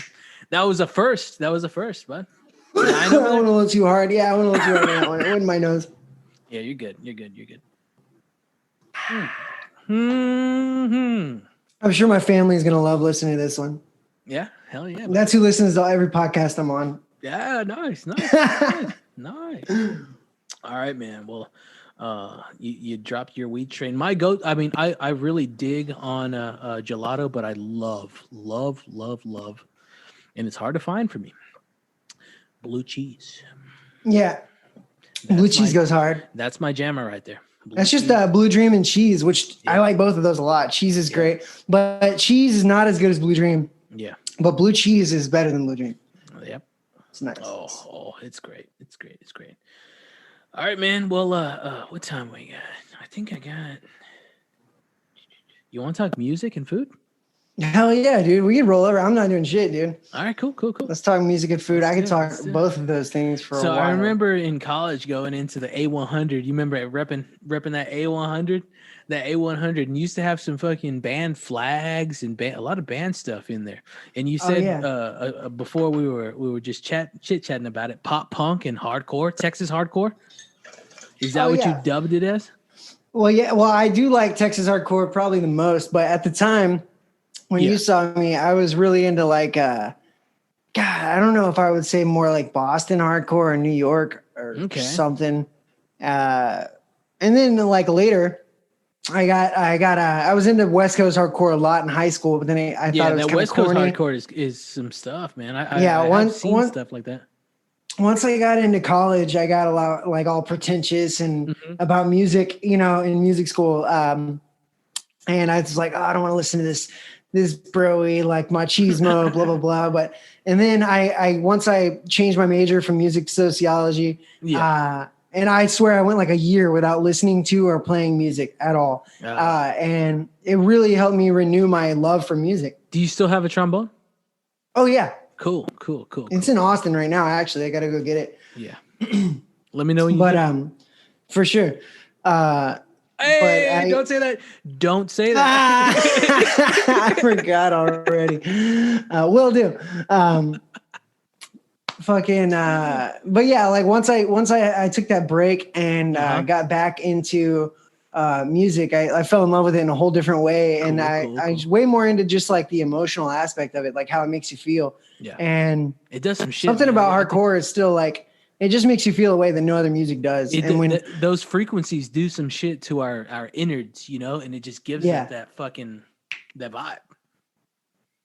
Yeah, so like that, like I have to have some kind of an emotion in any music I listen to, but usually like it's why I like hip hop and hardcore or whatever. Like I like more like energetic, kind of like angry, angsty, like, you know, something worth expressing. Like I don't care for like love music or what other happy music, whatever other fucking emotions people make music out of. I like angry music, like something about it. And it doesn't have to be that genre. Like every genre has angry music. You're right. There's angry country music. I fucking love that. Like Dixie Chicks Earl, that's some angry country music and I fuck with it. Even though it's nothing like hardcore. It still has that emotion that I like to hear in music, you know? Yeah, the song I'm gonna prepare for your intro, and Freaks and Geeks. I'm only doing this till episode number 10. So if you dug it, if you liked it, if you've liked me doing the little custom tracks, thank you. Let me know. But after episode number 10, we're going with one, and it's gonna be a jammer. It's gonna be a banger. But yeah, I got a nice little track planned for you. I'm excited. I'm gonna try Freaks and Geeks and not to just fucking go off the fucking rail like I have been in the past. But I hope y'all enjoyed that the special episode, because if you haven't, it has a beautiful intro and outro song on that with the theme. But yeah, man, I got a good one planned for you. And after episode 10, they're done. I'm not doing them anymore. I'm gonna make one. And that's what we're going to use every episode. So Freaks and Geeks, do look forward to that. It's in a couple episodes. It's already number 8, numero ocho, with Douglas Haseman of the Doctor's Orders podcast with the 512 Foot Doctor. All right, champ. Where were we? Let's. We're talking about music. We're talking about music. And you were talking about the hardcore scene. Oh yeah, well in Houston, the scene was awesome. Yeah. When I was like in high school, and then I went to Dallas, and the scene up there was a little weird. Mm-hmm. I never really got into it too much, even though I had a TA in one of my sociology classes that was like really really into the scene and like book shows and stuff. Damn. So that was cool. So I got a little bit into it there, and then by the time I came back, like. I hadn't seen anybody in the Houston scene in like 5 years. Yeah. So, and then also shows kind of stopped coming through as much. And then now I'm an old guy. When I go to shows, I'm mostly kind of standing in the back, and I go to shows like my friend's band, the shirt I'm wearing, Blunt. Yeah. I go to their shows, and that's a Houston man. Oh yeah. Cool. Yeah, cool. They're sick. They're really good. Nice. Yeah, so the scene is I used to really like it. It probably shaped a lot who I am, like in high school and stuff. But now, like I said, it's just like any genre of music. If they have like an emotion that I resonate with, like when I want to listen to music, like angry jazz, angry classical music, orchestral music, whatever it may be, that's kind of what I look for, is like the emotional charge behind the music. Yeah. Hell yeah, man. There's a lot of emotional charge there for sure. Fuck. Oh, no. You did it again. Okay. That was only number 2. We're all right. We're still there. We haven't struck out. Okay. But I definitely agree with you that there is an emotional charge behind tones, behind frequencies, behind these musical compositions that give us these jump off points, these vibes, these fucking just moods, if I may. That's better than for sure. Okay. Exchange that for sure. And that you should have drinking like 4 times or done something 4 times right there, because we're playing the word of the of the podcast. Um, man, I dig on that, man. All that music scene. It's a huge, it's a big genre that stretches throughout the country. If believe it or not, there is a many little hubs of hardcore, from Cali all the way out to Maine. Oh yeah, dude. Way out And there. every I don't know major about city listen. for I don't know sure. about Maine, but No, yeah, definitely. Yeah, Yeah, Maine, like the whole Northeast for sure, a lot. yeah. Like it's super influenced by Boston and New York. Oh man, it's a great. I mean, I can't say it's a great genre because I don't. I mean, I see it, I observe it, I don't dabble into it, but I don't shy away from it. I understand it. I see it. I see what's going down. I see what they're trying to do, and go for it, bud. Keep it doing. You keep doing you. That's pretty good. That's not bad. Oh man, let's get into a little bit of food. A little food. What's going down? What was the last like hot meal you had? Not hot meal, but like the salmon. The salmon. That's a good. The Chinese food that gave me food poisoning was cold, so that was. But no knock on them, but I love that restaurant and I'll go back. It was my fault for eating it late, but nonetheless, I made some tortilla soup. Okay. Last night it turned out really really good. Nice. And I just discovered last week a pizza place. It's like right down the road that has like excellent New York style pizza. Yeah, that New York is great. Little thin. I think it's my favorite. I need to find a good Chicago pizza in Houston. If anybody has any recommendations, hit them up. Hit them up at your IG. What's that IG? Oh, How I Dougie, Dougie. Cool. Hit them up if you got some Chicago deep dish pizza recommendations in the Houston area. What's that area code? Drop that area code, bud. I don't even know where the one I'm at is. Mine is 281, but I think it's 713. There we have a lot of area codes here. Yeah. The new one, 832 is one, and we got a new one. It's like 346. Do you get down with the Vietnamese culture down there? Oh yeah, dude. Like that's the best type of food. And Houston, in my opinion, has the best food of any city I've ever been to. And I've heard people say Austin's food's good. And whatever, stuff, LA Houston, and New York, all that. But Houston, I'm telling you, the best restaurants I've been to, Vietnamese, Indian, Ethiopian, literally anything you can think of. Yeah.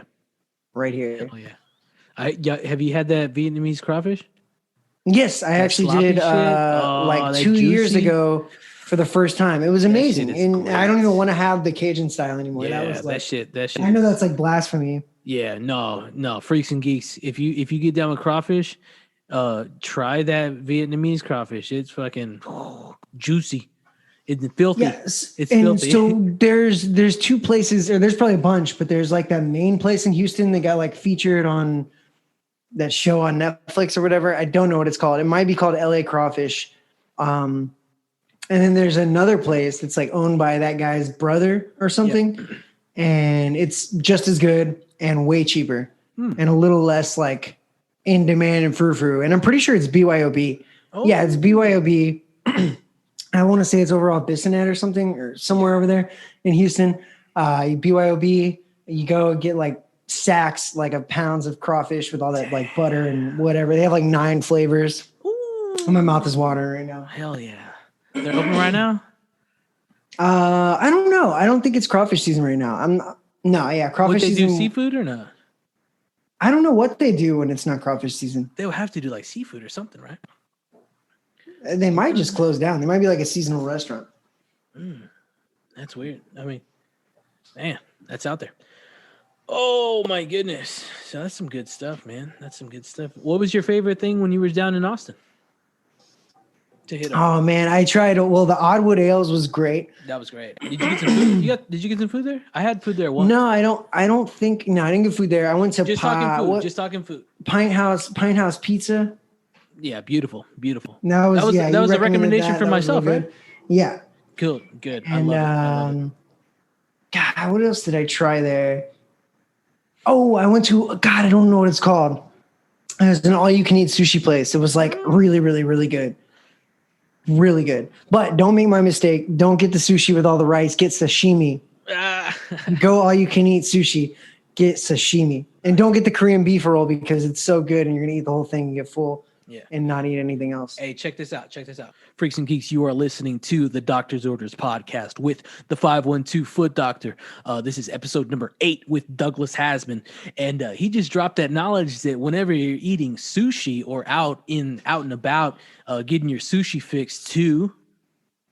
If you're doing all you can eat sushi, you don't get sushi. Get sashimi because it doesn't have rice. Yeah. It's not gonna fill you up. You know, I was getting all these rolls. It's all you can eat. So I was just like that.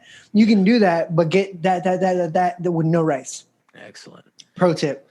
Otherwise, you're gonna be full off like 3 rolls. Yeah. You don't think you can get full off sushi, but you can get fucking pretty full off sushi. Yeah, you can with all that rice for sure. But it's all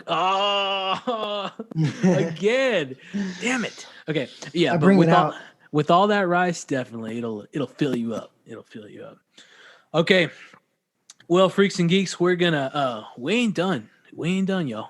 We're rounding it, but we ain't done. So we're gonna dive into a very not a deep subject, but a personal subject, because I love this this aspect of art. I love it. I mean, I try to be as humorous as possible at times. I wish I could do 60 seconds at the store, and I've even arranged with my wife. The next, we're trying to do a little flight out to Maui, and if we do, I do want to stop at the world famous Comedy Store on a Monday night and put my my name on a ticket in the bucket of the Kill Tony podcast and see if I can do 60 seconds. But we're going to talk about comedy. Now, Doug, I want to ask you about comedy. I want to ask you about your dream, the future, and what about them hot lights? Tell me about them hot fucking lights when they get on you. And there, do you just feel like a fucking piece of chicken under a hot light? Yeah. What's going on? It's not too bad. I mean, I've always loved being on stage since I can remember. Like I love performing. It's partly what drew me to music. It's probably all of what drew me to music actually was the performing aspect of music. You know, I'm never, you know, I'm okay at music, but I've never been like excellent at music. Yeah. The best thing I've ever been excellent at is like kind of writing. So I figured, you know, how about I, you know, perform my writing, and it just kind of went from there. And I went down a huge rabbit hole. I got really into it. Started in Denton. It's embarrassing now how long I've been doing it. So I guess it was 2014. No, it's February. not embarrassing, bud. You got it's been forever, 6 years, dude. So yeah, February. In Denton, and I did it. And so yeah, the lights never bothered me for that. The thing is though, can't get no special without being embarrassed. You know what I'm saying? True. When they do have the lights though, the lights are, like you can't see the crowd at all, which is good and bad. Yeah. It's good because it helps a little bit with nerves. Have you ever done the set with the time on the floor? Oh yeah, once at the Improv, that's how they have it. That's cool. Yeah, whenever I do that, and I've only done that open mic because it's so far out there, and you got to fight like rush hour traffic. Yeah. I've only done that open mic maybe 7 or 8 times in the past 4 or 5 years. So my apologies. You were saying it's bad because why? Oh, the you can't see the people's reaction. Like you can't make as good of eye contact. So like I kind of approximate eye contact a lot of times. Yeah. Which I kind of enjoy. Being able to see the people in the crowd. Yeah. Because when you can't see them, and they're you don't quiet, know what's sticking. Like, you don't know. What's sticking. And if you can see them, sometimes not everybody laughs super duper loud. So when you're doing a show for like 6 people, you're doing a show for 6 people and nobody's like guffawing. But when it's dark, you're like, oh, this is rough. But when you can see them and everybody's smiling and moving, you're like, okay, that guy's laughing. He's just not laughing very loud. Yeah. So yeah, the small shows with no lights, awful. But big shows with no lights are pretty cool because then you don't get the nerves. Man, I want to see you on a fucking stage one day. As far as like a theater, that's gonna be it. Whether first you'll probably do a bill with a couple of heads, and then the headline a little theater. Man, do it. One day, hopefully in the next 4 years. So is that the dream? Is that the dream or the future? Not really. I mean, so my dream used to be the idea used to be I just want to make about like $2,000 a month doing comedy. Like that's all I wanted. And then I'd consider myself successful, which isn't even a crazy amount, you know. I haven't gotten there at all in 6 years. So I'm not nowhere near getting that a month. But yeah, that was my goal initially. But now I think I could do it for fun. Like if I never get good enough to like really get paid or whatever, I think I'd still do it every single day. I love it. It's really, really fun. And I recommend people always come up to me like, oh, I want to do that. I tell everybody, just do it. And literally just go sign up and do it. I mean, now it's a little different. I don't even with COVID and whatnot. But it used to be just pretty easy. You just go sign up, you stick around a couple hours and you go on stage. Yeah. And you're going to be bad and then you're going to be good and then you're going to be bad and you're going to be good. But you're going to eat shit and you're going to kill. I've eaten shit quite a few times. I've only done comedy one time since the pandemic hit. Yeah. And it was a pretty big plate of shit. I did see two people, like I said, I couldn't see the crowd very well, but I did see two people laughing. Yeah, that's cool. That's cool. I was behind like one of those plexiglass shields. That's pretty funny. They have. It was funny, but I felt like a gospel drummer, you know, like I couldn't see anybody. All I could see was my own reflection and I couldn't hear anybody because there's this like, you know, sound dampening thing in front of me. Yeah. So I had to peer through the glass to see like a smile. And I was like, all right. Yeah. That's it, man.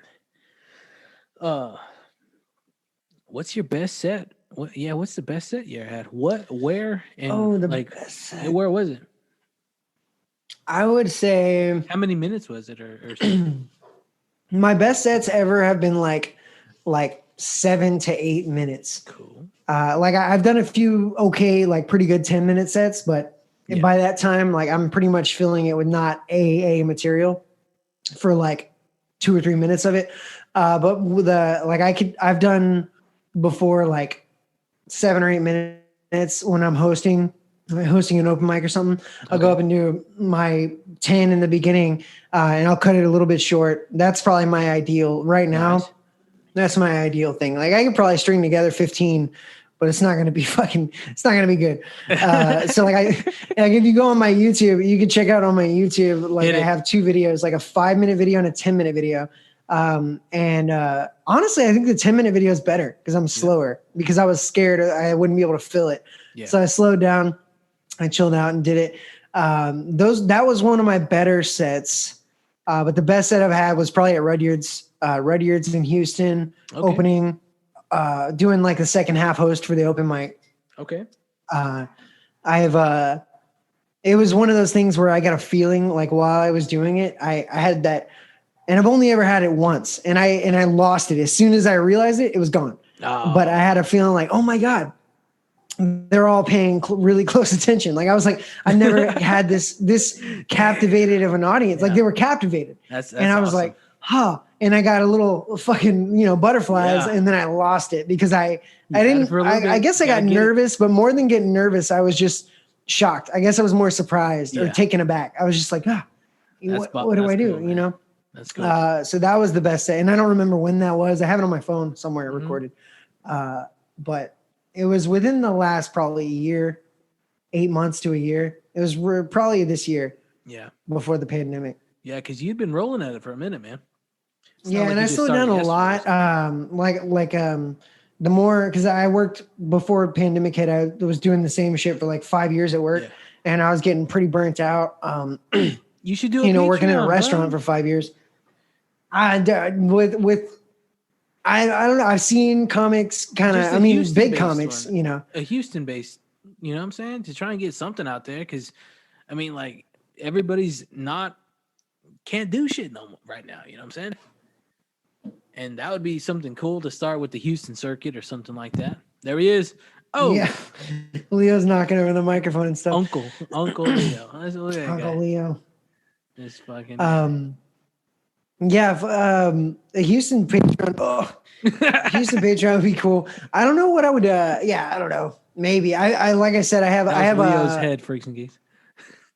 I have a comedian friend who's fucking he does like sports radio in Houston. Okay. Like Houston sports radio. The fan. And he does he does all that stuff, and it seems like a lot of work for not a lot of payoff. I'd rather just get real funny and then go on the road. Like that's kind of, I guess, aside from any real world stuff, I guess that's what I would want to get really, really funny and then just straight up go on the road. You're funny, bud. You're funny. You're funny. You're a funny guy. You're a funny guy. Thank you. All right, bud. Let's see. What's your like set progression routine, or your like set performance progression? Like what are you doing when you're in that when you're in there, man?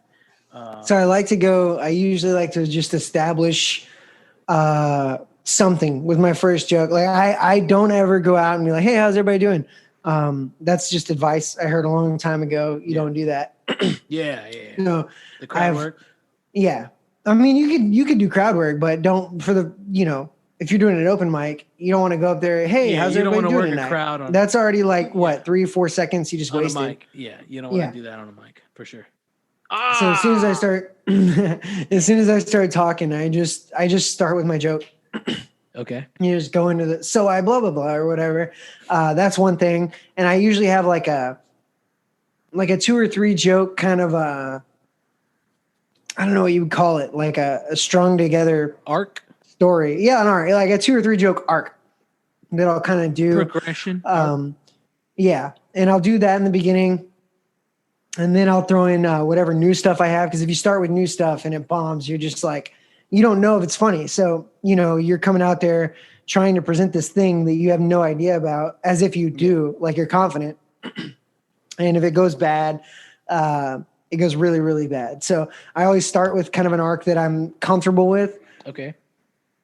And then I'll hit the new stuff, whatever new stuff I have. And then go into like, depending on how the crowd reacts, then I'll just kind of wing it really for the end, which I should stop doing. I want to have like a closer, but I don't, I like kind of just, I like having several jokes that work as a closer. Yeah, that's good. And then I have like kind of one in the back pocket where if I'm like done and wrapped up too early, then I have a short joke. Yeah, I got like a little short joke. Yeah. That works that I'll throw out at the end. If the guy forgets to light me or whatever, and I'm like, oh, I gotta throw something else out there, then I have that. All right. Cool. That's good, man. That's good. Oh, what about I like this one. What about your stance? Because when you do shit, you know what I'm saying? When you're hitting shit live, you have to have a stance. You can't just be a fucking slouch, Mr. Potato Head or something like that. What are you doing? And where'd you get that that poise from? Where'd you get that stance from? What are you doing in there? Go for it. I don't know where I got it from. I know that How would you describe it? I don't know how I would describe it really. Because I try to be relaxed, but I don't think that I think a lot of times I don't come off relaxed because I'm not. But if I am relaxed, like sometimes I am, if it's to the mic I've done a lot of times, or like there's nobody in the crowd, or if it's like a really good crowd, I'm pretty relaxed usually. But it's not always like that. So I try to be relaxed, try to come off as relaxed. Like if I wanted to describe it some way, it'd be like nonchalant or relaxed. And I know I like to hold the cord in my like right hand if there's a cord. That's great. Not the whole time, but I hold the cord a little bit and then I hold the mic in my left hand. Yeah. And I hate the people that rested on their chin. So many people. Like once you notice it, you can't unnotice it. People rest the mic on their fucking chin. It's so annoying. It's like they're pressing it on their chin. It's like, move it away. And people also cup the mic. Yeah. So they're cupping the mic and they're just like, oh, talking like this. And it's like, dude, move your hand. So those are the top 2 mistakes I've seen. Luckily, I knew those 2 things from being a musician, like not to do that. Yeah. So I keep it like, that's I don't know, just away and down, and I kind of play with the cord a little bit, but I'll drop it or pick it up, or like I think I just play with the cord. Off the mic.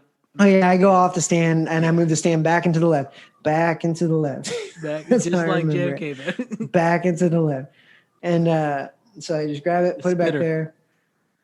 And I think I do actually. Once I do that with my left hand Yeah. because I don't want to like turn my back to the audience. Yeah. And this is good for me to remember because, like I said, I've been on stage once since like February or March. Yeah.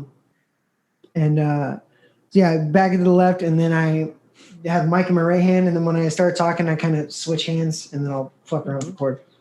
Cool. That's it, man. That's great. Hell yeah. How's the? And I try not to move too much. Okay. I've heard, and it's hard because when I first started, I used to want to be really energetic because Dane Cook is like a huge inspiration. Like when I was like in high school, that was like my jam, you know? Yeah. I guess 14, 15, Dane Cook. Do you like that comedy in the round though? Do you like that? I don't like doing it, but I like watching it. So I guess that if I could get good enough at doing it, then I would probably enjoy doing it. I just feel bad for the people behind me. You know, even music in the round is. I don't like to go to that stuff. George Strait does that music in the round shit. I mean, George, a lot of times the stage will rotate for music. I don't know. know if I would shit want don't rotate. George's shit. I saw ZZ Top. No, it was Leonard Skinner. I saw Leonard Skinner and like or what it was like one guy and then the fake Leonard Skinner or something. Yeah, but no, George Strait does listen to the podcast. They rotated. So does the Leonard Skinner band as well, and Billy Gibbons and Dusty Hill. They listen to the podcast as well. Oh, okay. So, really quick, since I brought up, since you brought up, no, you didn't bring up ZZ Top. Did you bring up ZZ Top? Yeah, well, I said it on mistake trying to say Leonard Skinner. But so ZZ Top, the other guy is Dusty Hill. Now, Dusty Hill is Hank Hill's cousin. Did you know that? I saw that in the show, yeah. Who is your favorite? This is a pop-up. The pop-up question. Hot off the presses. Douglas Haseman. Funny man, Douglas Haseman. Who is your favorite King of the Hill character? Oh, I would have to say Bobby. Well, I'd have to say Bobby just because I relate so heavily to Bobby. Like that was me when I was a kid, you know? Yeah, that was me. Joseph. But I think I like Dale a lot. I like Lucky a lot too. Lucky's great. Lucky. Tom Petty, right? Oh yeah. Hell yeah, man. Lucky's beautiful. Slipped on some pee in the Costco bathroom. Got my $15,000 settlement and I had to work another day in my life. Oh man, hell yeah. Living the That's dream. it, man. So you like Bobby and you like Lucky and you like that's cool. My guy is Bill. Oh, I love Bill too. I Bill's like Bill great. a lot. Why do you keep calling me Bill? That's my favorite quote of the whole series ever. That one in the fucking I don't know you, that's my purse. Yeah. That one's real popular. Oh yeah. Oh god, dude, there's so many good ones. That show was great. It was a really great show. I hope he brings it back, man. He could kill it because he's already tried to do Beavis and Butthead like twice.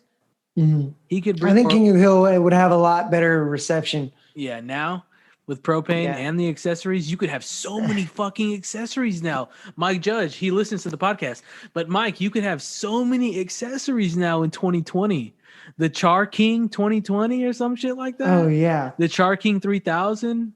Mr. Strickland has to have, or I don't know, maybe. I would hope that he would have a shitload of fucking.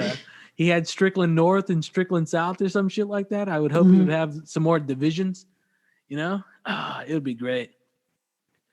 It would be some good shit. Yeah, the King of the Hill with cell phones would be pretty good. Yeah. Like I don't know, do they even put cell phones in like animated series at all? I don't know. I think a lot of times they just act like the universe doesn't have cell phones. Yeah, that's interesting. I never thought about that. All right, man. That was my drop in King of the Hill question. I like that. I love King of the Hill. I'm a fan. It's a beautiful little show for sure. Oh, god damn it! Again. All right, y'all heard that. Drink up. You marking them down like Jeopardy questions? No, I scratched them out but now I put an X next to it, which means stop fucking saying it. All right, here we go. So, who's your favorite comedian and or plural? It would definitely be a plural. I don't have a favorite. You I want like 3 or you want 4? I'd say 3 would probably get it done. Let me see. Hit it 3. Hit it. You talking all time or current? Because I go through phases. Like I go through big phases. For you. Right now, I guess I think I'm in a heavy Norm Macdonald phase. I feel like everybody is. He's blowing up. Have you heard Norm's Johnny Carson impression when he was dying? No, maybe. I don't Duff know. put me on this. Wait, did I say Norm Macdonald? I mean fucking Mark Norman. Did I fuck up? Yeah, I think so. Mark Norman. Okay, go. Dude, that's so funny because that's so funny to mix those up, dude. It pisses people off so bad. But anyway, yeah, Mark. I mean, dude, why the fuck did I say Norm Macdonald? Did I really say Norm Macdonald? I don't believe you. I think you misheard me. I'm in a really heavy Mark Norman. Phase. I heard Norm Macdonald, but maybe, dude, maybe they both got the Norm in there. Let's go to the. And they have similarities. But probably my favorite all time had to be Doug Stanhope or Dave Attell. Okay. Doug Stanhope, Dave Attell. Doesn't Stanhope do a podcast? I don't think so. I swear I've seen something on podcast. Oh shit. Maybe. I know he's on a lot of people's like occasionally, but I think he just kind of fucks around off in Bisbee or wherever. Yeah. He's probably my favorite. God, I don't know. He's my favorite. God, I don't know. Dave Attell. I think I'd have to go with Dave Attell over Doug Stanhope, but those are my top 2 for sure. I'm in a Mark Norman phase at the moment. Been listening to a lot of him.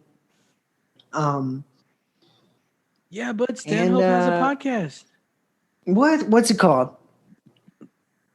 The Doug Stanhope podcast. When's the last time you put out an episode? Wednesday. What? I gotta check that and out. Before that, it was October 7th. You probably think this podcast is about you. Okay, that's what it's titled. And then we're on 414, bud. The last one, Wednesday, is a prank call with consequences. Ooh, Doug welcomes Olivia Grace back to the, I would assume, studio. I'm going to stop reading it there. But yeah, I'll check. I wish if Dave Attell had a podcast, I don't think he would ever do that. See, Dave Attell, I feel like he does, and he's here right now. Dave, come on in. Dude, Dave Attell is probably I really resonate with him because he's so antisocial, but so personable. And I think that's me, like, to a T. Okay. I'm very personable, but I'm kind of antisocial in a way.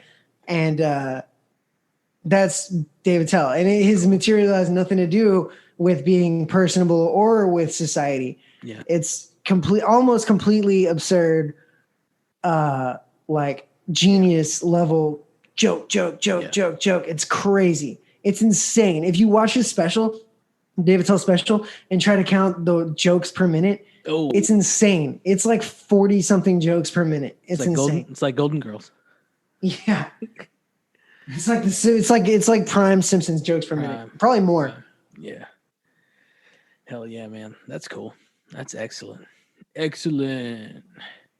That's a beautiful glass. Freaks and Geeks, when we get the live going, Freaks and Geeks, I have I just want to let you know, there is I want to let you know one thing, that you are listening to the Doctor's Orders podcast with the 512 Foot Doctor. This is episode number 8 with Douglas Haseman. We're rounding third. We're trying to make it home.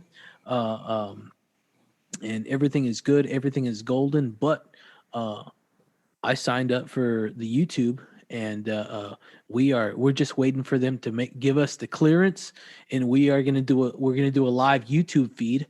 If everything goes north, we're gonna do a live YouTube feed. Ah, that would be sick. I hope that by the time I come back, you got that all set up. That would be super sick. That's my hopes too. But I need another camera. I'm pretty sure. I don't think I can just do it with one. But for for the Spooktacular, the October 29th Greenbelt Botanicals 6 to 8 p.m. Spooktacular, we're gonna hopefully be on IG live and YouTube live as well. All right, man. Let's see. What's going on? I do have to pee real quick if this is a good time to pause. Hold on. I'll be right back. Hold on. We'll do that. Freaks and Geeks, we're going to take a break. We're going to take a break right here. All right. Doug, I got a question, man. What was your What was your first joke you remember writing? Oh, I remember. I wrote I wrote like a few jokes, but the one that like stuck around in my act was a dick joke. Actually, Okay. it stuck from my first set. So probably like through 2 years, probably a year and a half doing comedy, I did this joke, and I still whip it out occasionally. Uh, Let me think. All right, how does it start? Hang on. All right. So I've been seeing a lot of like oh man, hang on. Edit this part out. Let me try to think how it starts. Hang on. You're bombing. You're bombing. I'm bombing so hard right now. Hang on. I haven't done this joke in over 2 years. I'm not gonna edit this. Go, Shut go. So I've been seeing a lot of weird dicks. God, I really can't remember how this joke starts. Hang on once. I literally can't remember how it starts.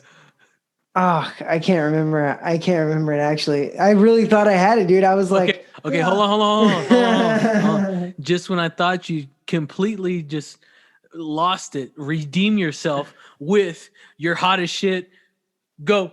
I wish I was a little more mean. I know like there's certain jobs that like I feel like you're better at if you're like a mean person. Like being like a roller coaster operator. I feel like you're better at that job if you're just like an asshole. Or like whoever's writing these shampoo labels. Like you got to be kind of an asshole. Like the shampoo labels, they just talk shit about your hair. They don't give you any solutions. They're just like, oh, this one's for crispy, dried up hair. This one's perfect for greasy ass hair. This one's perfect for, fucking nappy, gross hair. Like they tell you the worst things about your hair. And dry. Dandruff. Yeah. You have an itchy scalp. I wish they advertise other stuff that way. Like shampoo, I'm sure has no problem selling despite just being brutally honest about your shitty hair. Like if they advertised other things like that, like whiskey, you just have a bottle of whiskey that's like perfect for damaged relationships,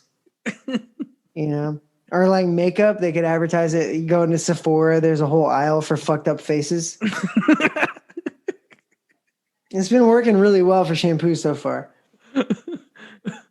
Oh. So that's my opener right now. That's my go. And then I can segue. I go like, oh, I miss having hair, and I got a whole joke about that. When I had hair, it was like a whole part of my personality. Getting my hair done and whatnot, getting it styled. But like now, I fell out, and I just got to get weird glasses to make up for it. Yeah. So like Geeks, these glasses, they don't get to see my glasses. They don't get to see your glasses, but imagine Victor Freeze. This guy's the next Mr. Freeze. He's playing in the new Robert Pattinson. Hit up fucking Douglas Haseman to play Victor Freeze in your new shit, bud. Robert Pattinson does listen to the podcast.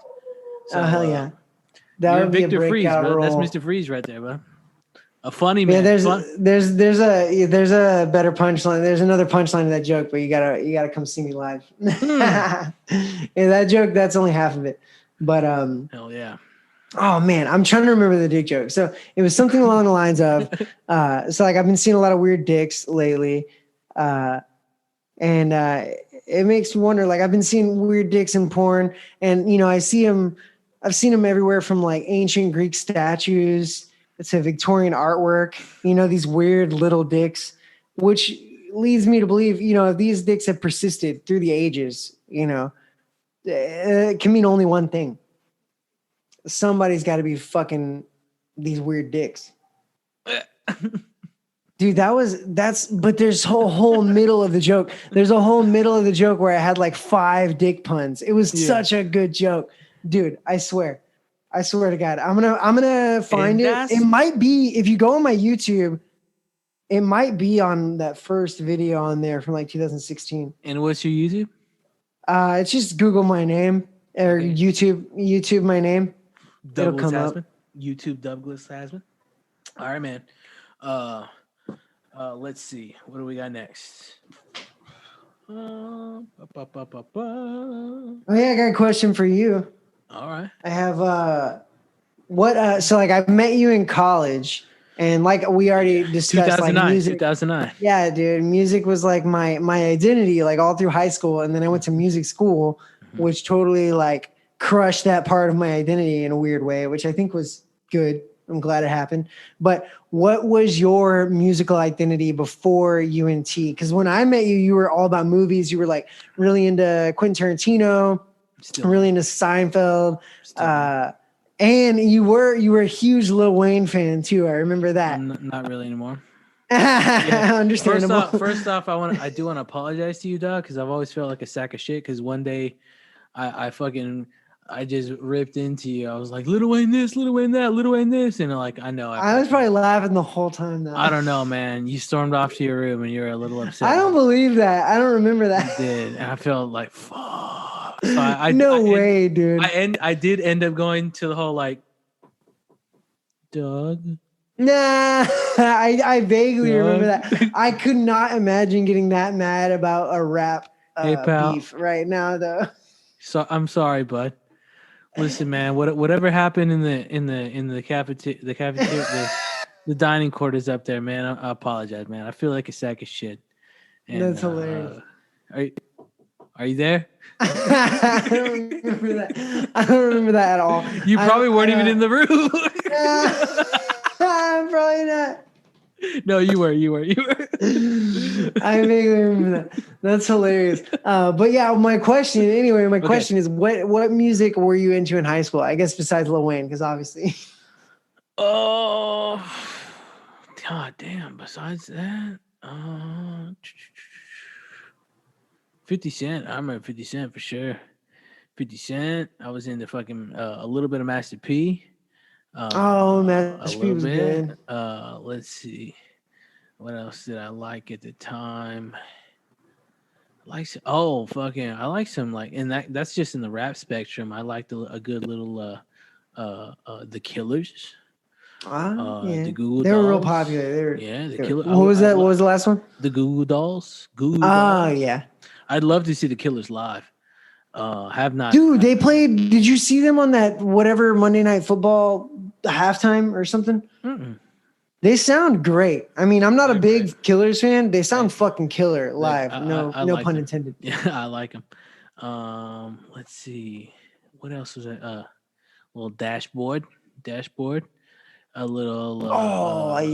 Dashboard Confessionals. A Killer. little 30 Seconds to Mars. Who's listening to that? What else, man? That's on that indie type stuff. Little country too. I was getting down with the country. And this is just in high school. I wish you had like your old iPod. If you could like scroll through your old iPod. I had it. I mean, I'm trying to right now. There's UGK came a little on the tail end. But man, it was a lot of Lil Wayne because that was Carter 1, Carter 2, Dedication 1, 2, and 3, and Carter 3 and stuff like that. Some Bob Marley. I was jamming Bob Marley for sure. Oh, I remember. Yeah, Bob Marley killed. Bob Marley's killer though, dude. Yeah, you can't go wrong with that. No, you can't go wrong with Bob. What else did I have on? You got to name this episode for sure. Just to keep with the theme. Drink. I think that might. I mean, Beatles. I almost said it right there. Yeah. I almost said it. Beatles. I didn't start jamming Dylan until college. Oh wow! See, man, I wish I. Do you remember the big Bob Dylan poster I have? It was like my ex-girlfriend's, and it had a huge Bob Dylan poster for like forever. No, I gave it away, but it was literally this big. Like I replaced it, but you could see it was like that big. But and then I have there's the Abbey Road up there. You see the Abbey Road? Oh yeah, you want to top of the door? You've seen mine. That's cool, man. Yeah, I saw your Abbey Road. Yeah, is that for and you? I'm not a Beatles fan. Yeah, my mom gave me that. It was like her album from back in the day. I need to delve deeper because I just watched a Grateful Dead documentary. Have you seen that on Amazon Prime? No, I have not. Dude, it's so good. It's like a 6-episode thing. Really? It's like hour-long episodes Were about you the a big Grateful Dead fan? Dead. Were you a big Dead fan? No, not really. I mean, I like that type I'll of check it music. I out. like jam bands. Yeah, I'll And I check it out. like that kind of musicality. But I never really listen. And I love Cherry Garcia ice cream, even though I don't I like love vanilla Cherry or Garcia, cherries. but I'm not big. The only thing I love Cherry Garcia, and I would love to purchase Jerry Garcia in a pouch, man. But See, that was how I've been because of that movie. That's how I envisioned Jerry Garcia for like my whole life. But I never really jammed the Dead. You know, I just. But I'll check that. I'll check that. What is it? Documentary or special? It's a documentary. It's on it's on Amazon Prime. I think it's just called The Grateful Dead or something. Cool. Nice. If you just search The Grateful Dead, it'll come up. It came up on my homepage. I thought they were like promoting it. Excellent, man. Excellent. But yeah, that kind of opened my eyes into the like how much the Grateful Dead had an influence on the Beatles. Yeah. Okay. I didn't know that. So like I was like, yeah, like their whole like going to like England and India and doing a bunch of acid and shit. Mm-hmm. That's all like hanging out with Jerry Garcia and stuff. They got that. I thought it started with Dylan because he put him on LSD. Oh, possibly. I don't know. Are you sure Dylan put him on LSD and not the Grateful Dead? Yeah, no, Dylan because Dylan maybe. Slipped them the LSD. I need to look more into that history because I from the documentary I feel like they painted it as the Grateful Dead did that. Oh no, Dylan slipped in the LSD with him and I believe either a doctor or a dentist. I think it was maybe let's go with the doctor. You gotta send me some articles on that and I'll look into that too. No, but then just seeing. So I watched that documentary and then right afterwards I watched the Janis Joplin documentary. Okay. And like they had the same footage of Janis Joplin and the Grateful Dead like hanging out, which was so cool. And like I'm pretty sure Dylan was there. I'm pretty sure the Beatles were there. Or John Lennon at least was there. God, who else was there? Mick Jagger was probably there. Like it was crazy. Yeah. It's like what the fuck, dude? Like that era was so gnarly, dude. I'm looking up this Bob Dylan Beatles acid. Let's see where the fuck. Yeah, see, I bet Jerry Garcia was fucking involved there somewhere. All right, let's see. How do I read this? Scroll up. Is that the? I was pretty stunned. Fuck. What's the title of that? Beatles acid test. How LSD opened the door to Revolver.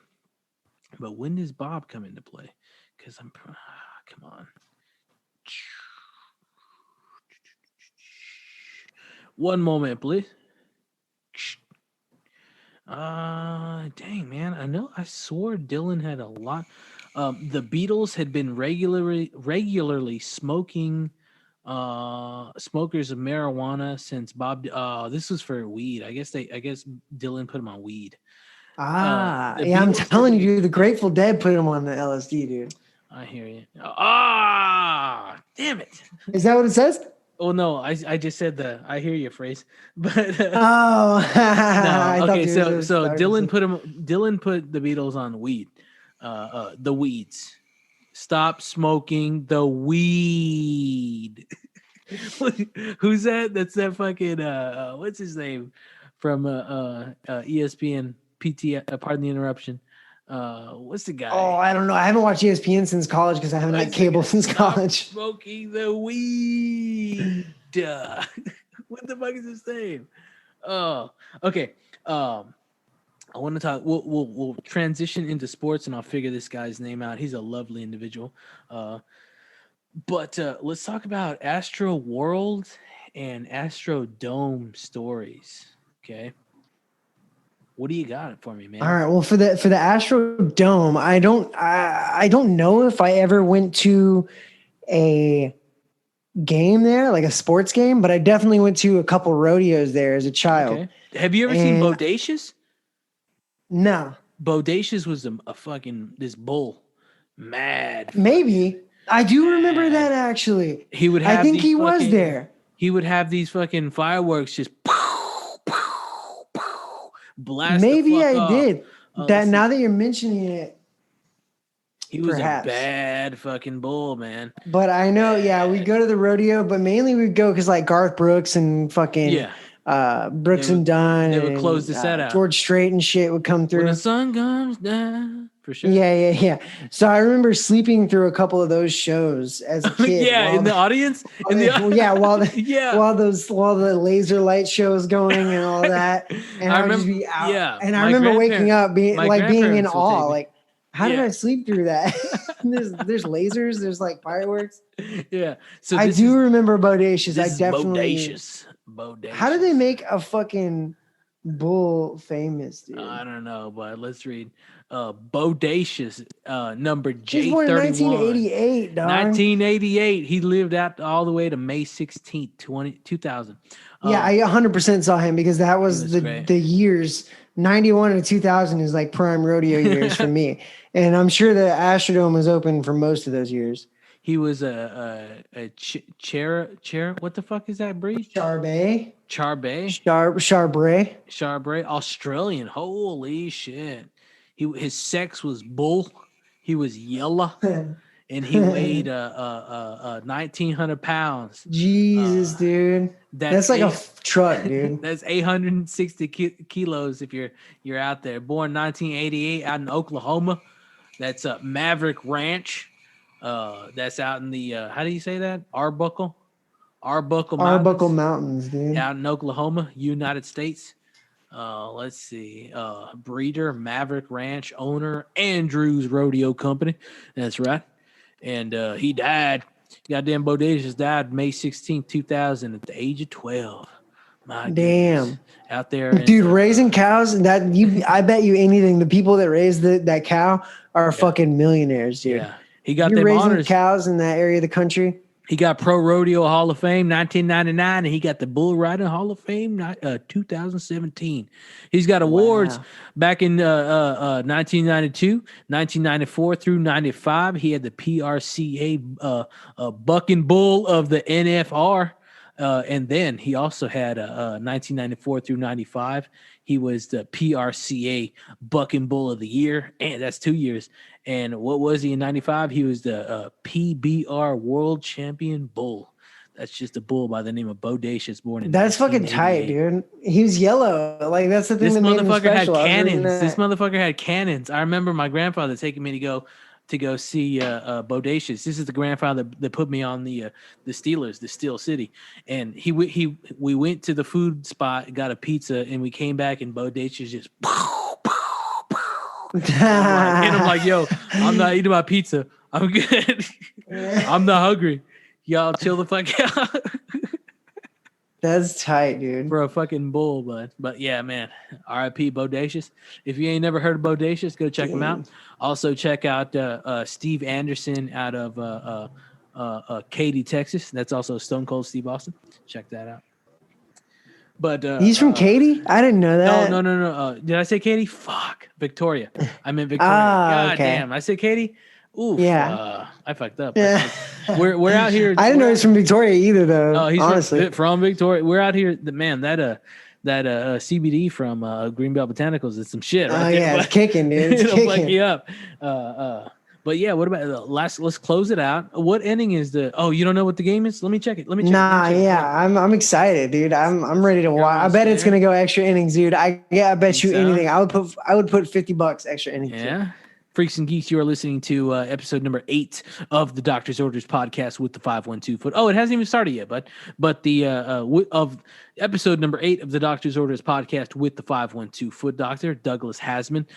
He's joining via Zoom, and I'm just giving the score update for the LA Atlanta game. It is bottom of the 7th, LA 3, Atlanta 1. I don't know who's on offense right now. And I need the Braves to come through, dude. I don't want to play the fucking Dodgers. I mean, it'd be cool to beat the Dodgers, but I kind of just don't want to play them. They've been smashing. But yeah, buddy, your game that Houston versus Tampa Bay starts at 7:37 on TBS. I hope we advance, man. How did TBS get that? That's crazy. They've been doing the whole series. Really? Yeah. Man. All right, you talked a little bit about Astrodome. What about AstroWorld? Yeah, so AstroWorld, when I was going, it had kind of already devolved into like a daycare for like inner city kids for the most part. So it was like the parents would buy like a season pass and you could just throw your kids in AstroWorld and leave them there all day during the summer. So I would go, my parents were, we didn't have we didn't quite have AstroWorld money. So I never had a season pass, which I always wanted. I had season pass to like a water park, not Waterworld, which was connected to AstroWorld, but a different water park. Okay. My mom fucked with that because the lazy river and whatnot. But yeah, she did. Never really got the AstroWorld season pass, but I went. The first roller coaster I ever rode was at AstroWorld. It was the XL. It was called the letter X, letter L, letter R, XLR, 8, XLR, the number XLR. 8. Accelerator is it accelerator, but it's XLR8. Yeah, or that's something cool. like that. The first one I ever rode was in San Antonio at SeaWorld. It was the Steel Eel. Ooh, that one's good. Did you ride the shark, the great white shark ride? Yeah, dude, that ride is killer, dude. That was a good ride. Animal cruelty aside, that's a good one. Well, yeah, I rode the accelerator was the first roller coaster I ever rode in my entire life. Yeah. Blew my mind. My neighbor Jared and his older brother took me and him. So Jonas brought me and Jared there. We went for my first time. We brought no money, so I couldn't buy a Coke or a water or anything like that. It was pretty much we snuck in like 2 Capri Suns.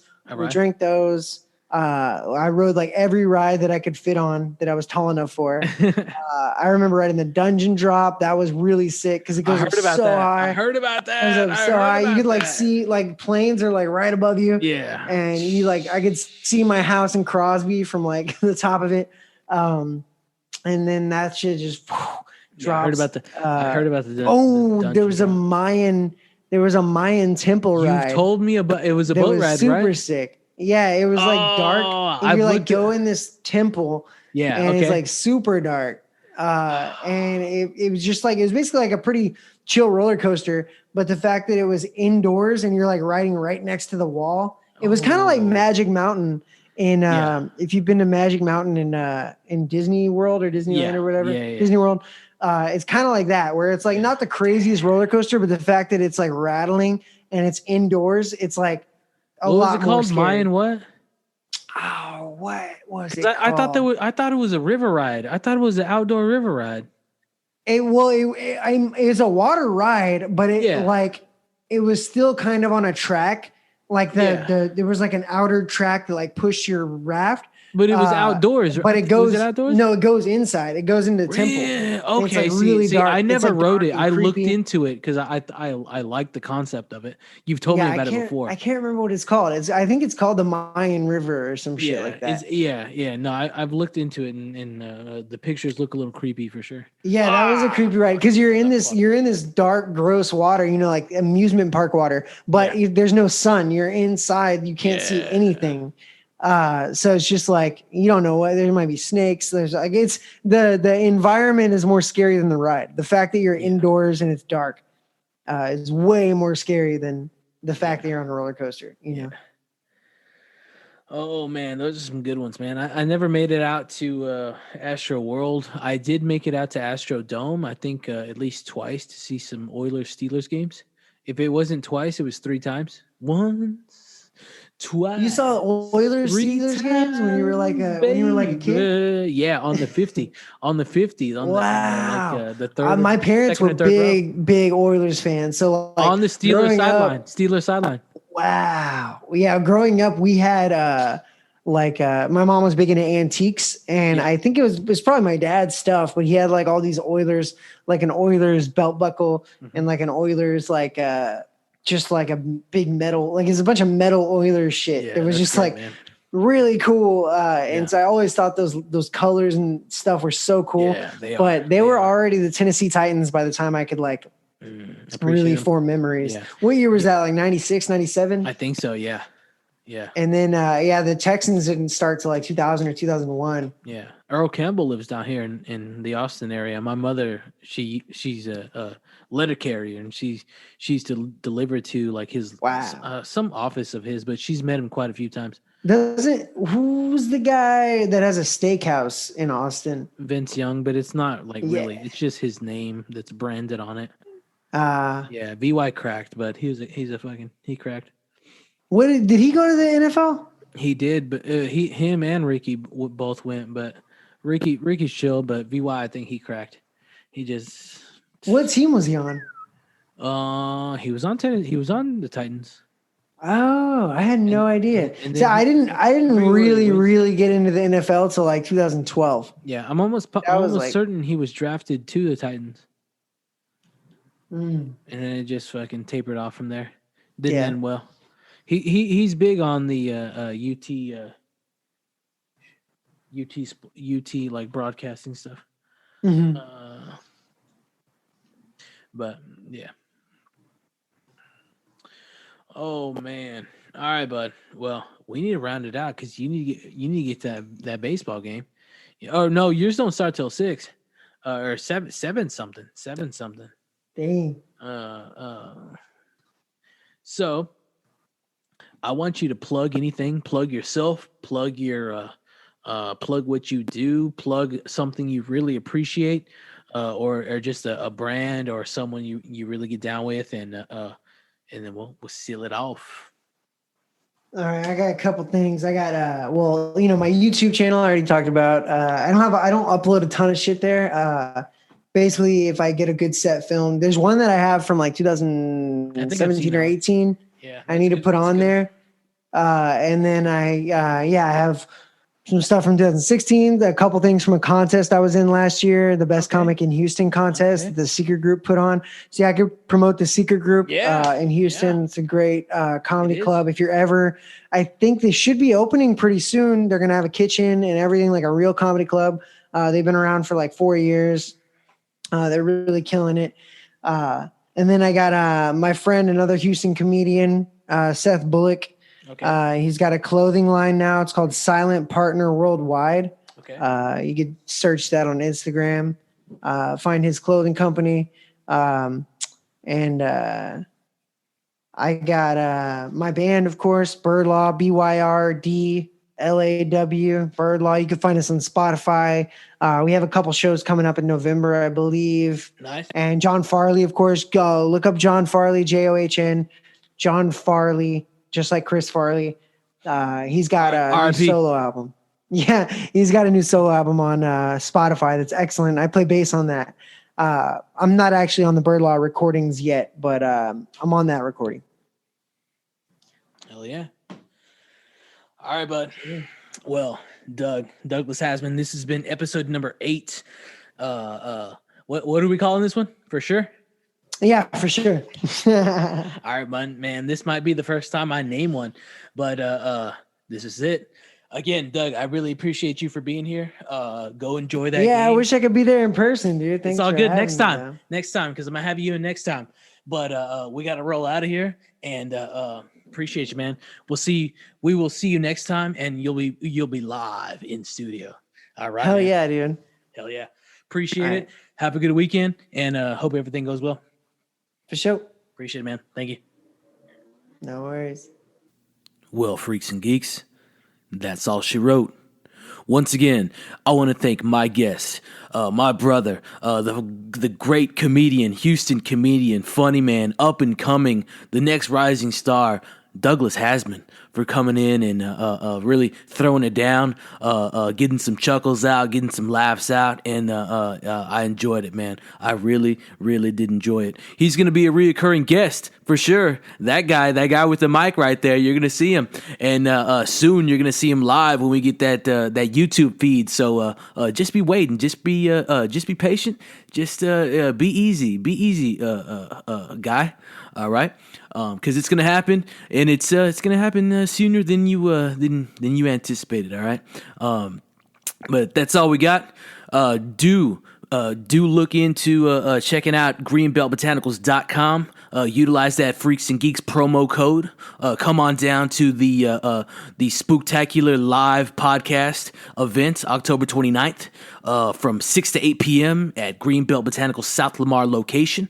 We're going to have one of the past guests come on in, and he's going to get down, and we're also going to speak with the lovely staff at Greenbelt Botanicals and get talk some CBD truth, talk some hemp truth, hopefully talk some THC truth as well, and just have a really good time and get out there. So, thank you once again to Douglas Haseman. Thank you to the Freaks and Geeks. We're getting some good numbers on Buzzsprout and all of the podcast platforms. You can find the Doctor's Orders podcast with the 512 Foot Doctor on all podcast platforms. Okay, so wherever you find it, Buzzsprout will just take you. Buzzsprout is just the holder platform. It'll take you to whatever podcast carrier you choose, you desire. So, thanks again for listening to episode number 8 of the Doctor's Orders podcast. We'll see you on the next one. Don't be late.